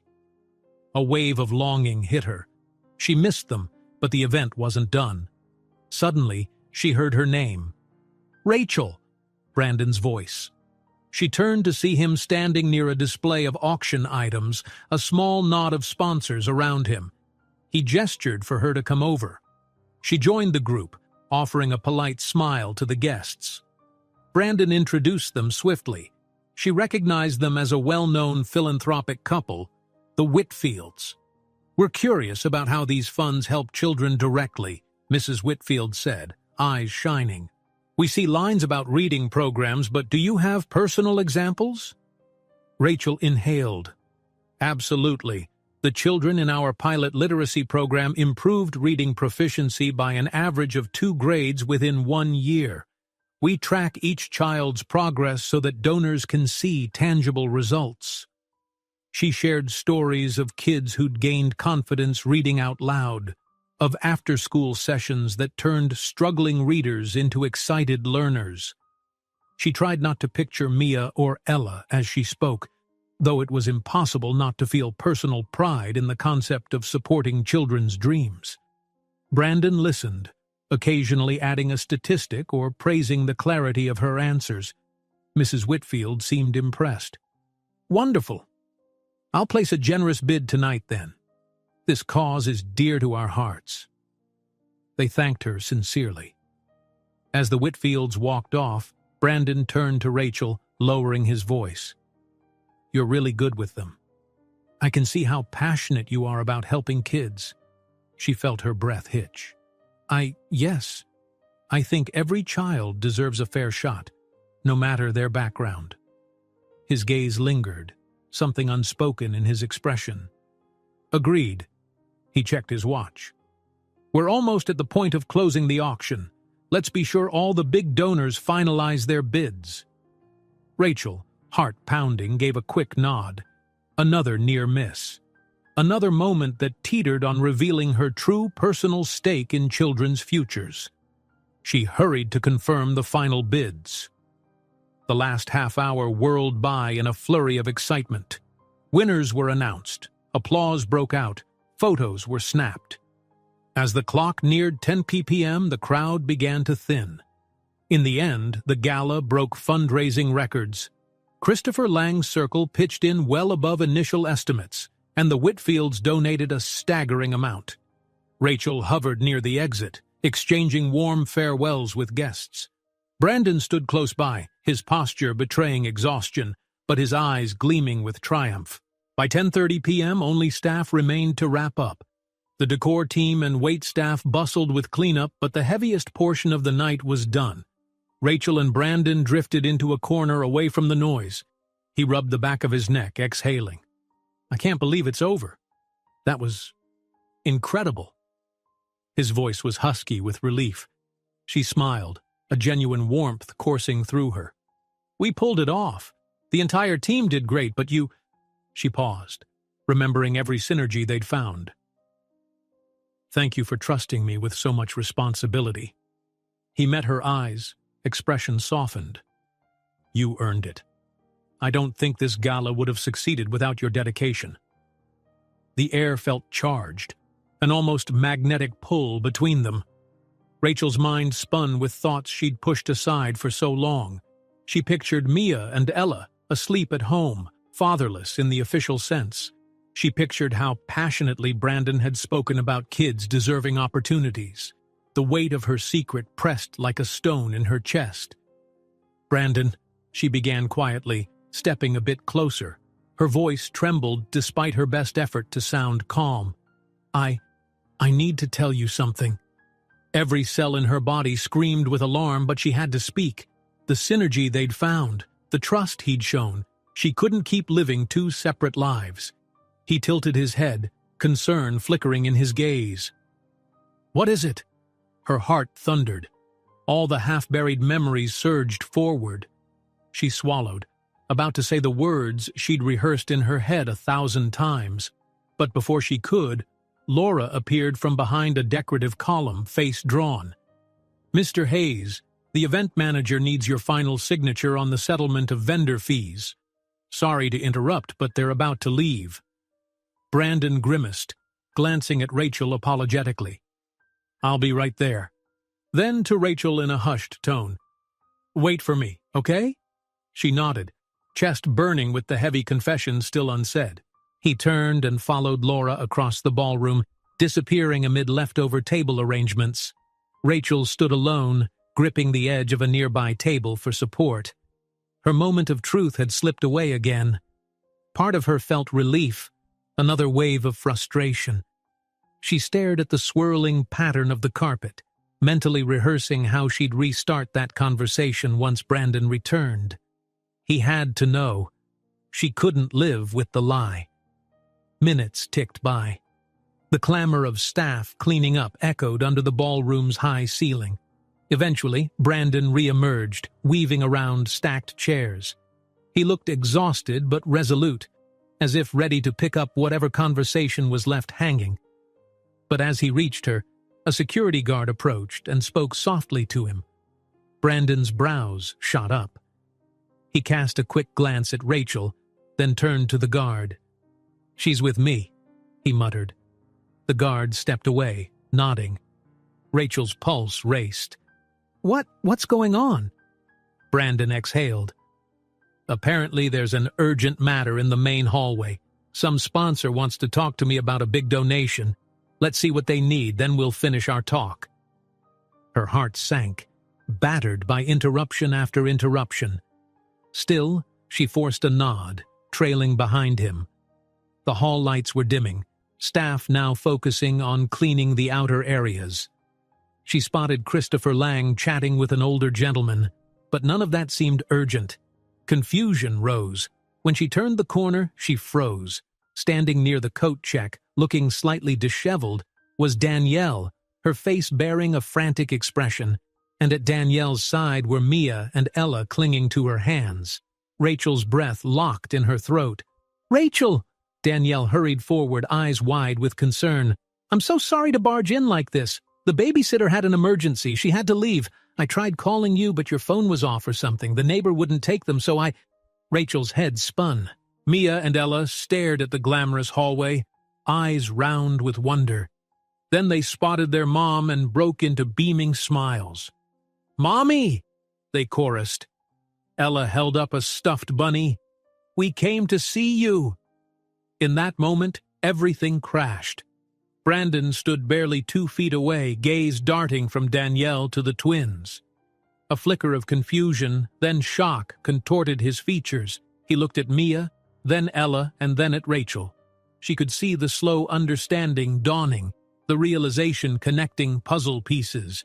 6-year-old girls, both with glimmers of his own eyes, the same subtle arch in their brows, the same shape of nose. The hush that fell was deafening. Rachel's heart pounded so hard she thought she might faint.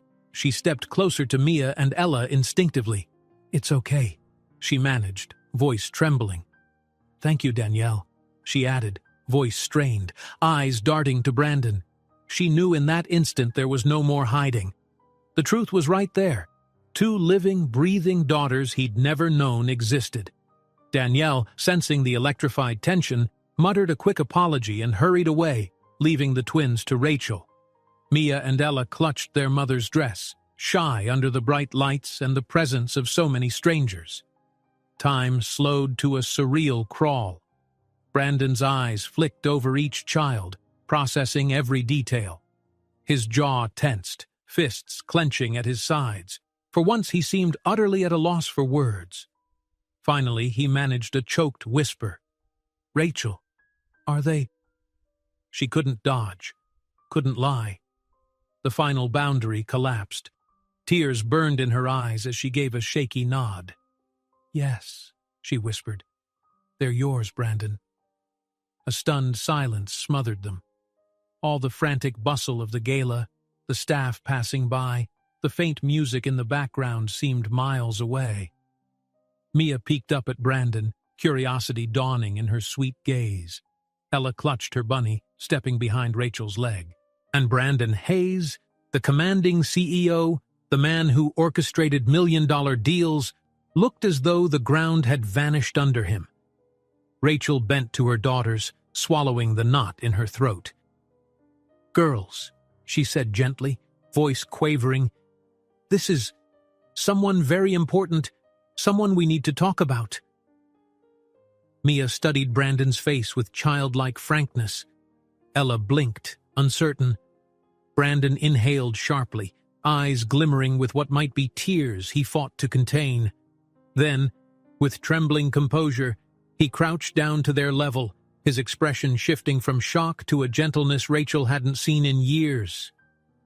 "Hi," he managed softly, voice husky. "I'm Brandon." Mia and Ella exchanged glances. Ella edged forward. "Hi," she whispered, hugging her bunny. Mia gave a small wave. Rachel stood rooted in place, tears slipping down her cheeks unchecked. She had no idea what tomorrow would bring, what storms would come once they left this hallway. She only knew the truth was finally out, laid bare in front of them all. And though her body trembled with fear, a tiny glimmer of relief cut through the chaos. No more secrets. As the overhead lights dimmed further in the emptying corridor, Brandon carefully extended his hand to the girls, his gaze never leaving theirs. A single moment, fragile and full of both heartbreak and possibility. Because in that instant, the father who never knew his daughters finally met them face to face, and the story that had begun in silence might at last find its voice in the open. If you enjoyed this story, don't miss the next one. Just click on the screen.